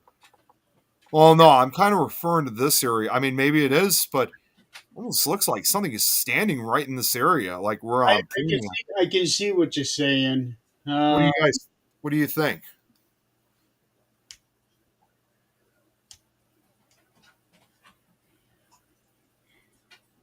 I don't know. That's one of those things you really have to be there to know what was on the other side, what it could have been. Pareidolia is huge, Kind of especially does. when you blow it up. It's hard to say, but it kind of almost does look like a tall, black, slender figure right here. Well, it looks like a black one. It looks like a white one. I mean, What's that? I said I can definitely see what you're saying. Yeah. I don't want to say that's what it is because there's so many, especially being in a tunnel. yeah. Yeah. I'll have to ask Nikki about the picture. She knew about this. It could be something very small that's right there on the lens. It could be like a finger, like a smur of of some sort. I mean, it really does at times look like a figure, but like I always do, because I always try to keep an open mind. It could be anything at this point. I mean, after all, this is a tunnel, but it could be anything. Yeah. So speaking of Nikki, she, I believe, is planning on doing a show. Yes, I'm going to be helping her out with it. Okay. She was asking me about joining. I don't think I'm going to be able to because it's already 20 after 10. I would like to try to get to bed early because I got a lot of stuff going on tomorrow. Um, but yeah, Nikki's going to bring back the Paranormal PWA chat. yes, yes. Oh, and there she is, speaking of which. And She's been in the chat. yeah, I know she's been going in and out. And I Uh, also probably let you, well, Jeremy, I talked to you about this earlier. Sometime, possibly, I don't know for sure, but Adrian, you don't know about this, but we might be getting a new podcast, possibly joining our show, depending on the time. But we may be going international again. I think we might finally be getting our very first podcast from South America. That'd And be awesome. she yeah, said no. yeah, his name's Gustavo. I sent him the list. I'm in the schedule. His name's Gustavo. He lives in Uruguay, to be exact. And he does a show every Sunday. Um, I got to Okay. find out the time zone between ours and his. If anything, I mean, even if he does because again, I know uh, this new task that Facebook is doing now, where you can only broadcast one at a time. Worst comes to worst, even if there is a show that broadcasts on Things Network, I already spoke to Lois, but we could also have him broadcast the show on N&W Multiverse Network too as like a backup. Mhm. So either way, I've already spoken to him more. He's definitely interested. The only problem is, and I know this is going to be a little bit difficult for some, but and just so you know, too, Jeremy, he doesn't really do the show much in English, so it's more Spanish, if anything. If he can reach out to the Spanish speaking audience, that would be good. I think so too. I definitely agree. And honestly, whether or not we're able to get him onto Things Network, it would also be kind of almost like a change, like kind of a big change to see another show like ours, but being spoken in a different language where it could appeal to Spanish speaking audiences. Well, Mhm. that depends on if the language that he speaks actually is Spanish or just a dialect of it. Yeah, I'm not Where entirely he's sure. at. Yeah, it's hard to say. Yeah, And because Chris, no, it is not people Nick in Hub or Nick Brazil, Fans. Jeez. like the people in Brazil, even though they're South American, they speak Portuguese. Portuguese, yeah. Mhm. So that's another thing you gotta um, You think got to about. watch out for.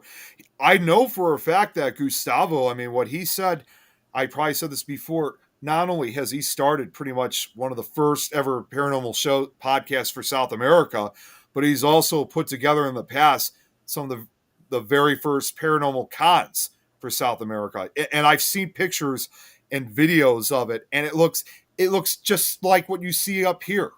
It's phenomenal. Of course, the language is different, but surprisingly, a lot of the banners that a lot of these groups have are still in English, and Mhm. they're So not just people. They're not just investigators from Uruguay. He had investigators from all different parts of South America. He had some from Brazil, had some from Peru, Chile. I think some from Costa Rica up in Central America, and as far as north as Mexico.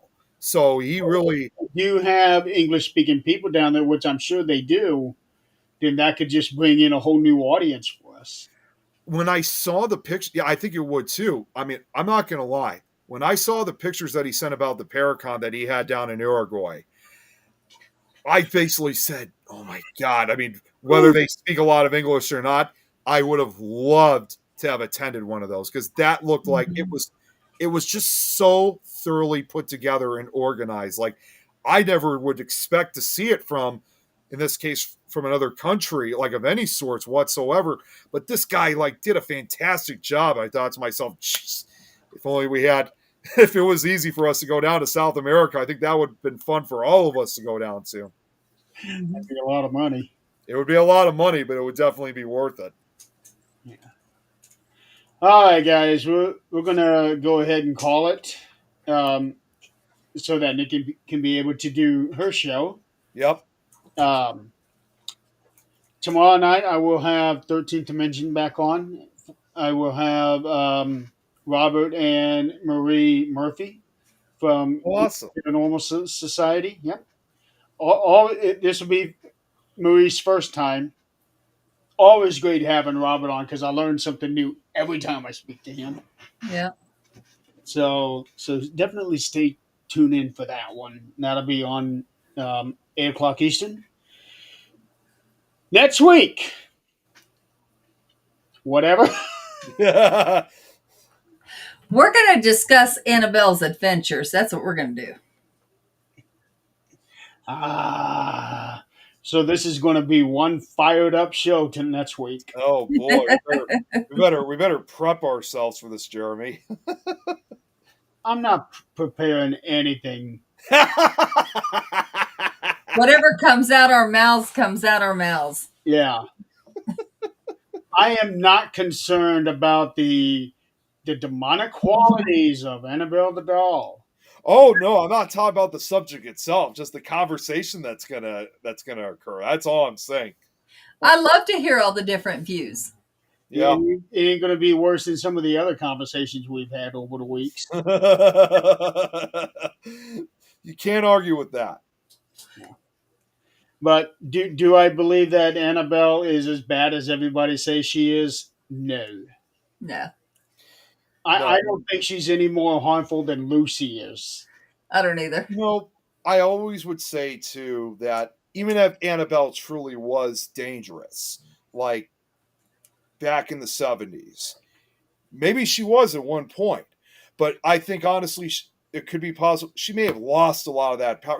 She's been blessed. I have the opposite idea on that, and we'll talk about that next Well, week. yeah, exactly. But you get what I mean, though. Is maybe she's just weakened, but I could be wrong. I have the opposite idea, and we will discuss that next week. Yeah, remind me for that next week. In the meantime, boobies. Oh, come on, you got to add the show that way. Yes. No, I'll do you one better. Boobies in Illinois. Meanwhile, And cockroaches. I got to send you something. contact Chris. Ask him about the peeping pepper sauce. It's really good. It tastes very good. It is not like your regular hot sauce. It doesn't burn. It doesn't leave. It doesn't make you sweat or anything like that. It's just really really good. It's almost like I don't know, like a barbecue sauce, but it's not barbecue. Look what you did, Adrian. Look what you did. I would have been fine. I don't know if Jan's still watching. I would have been more fine if we ended it with beef sticks.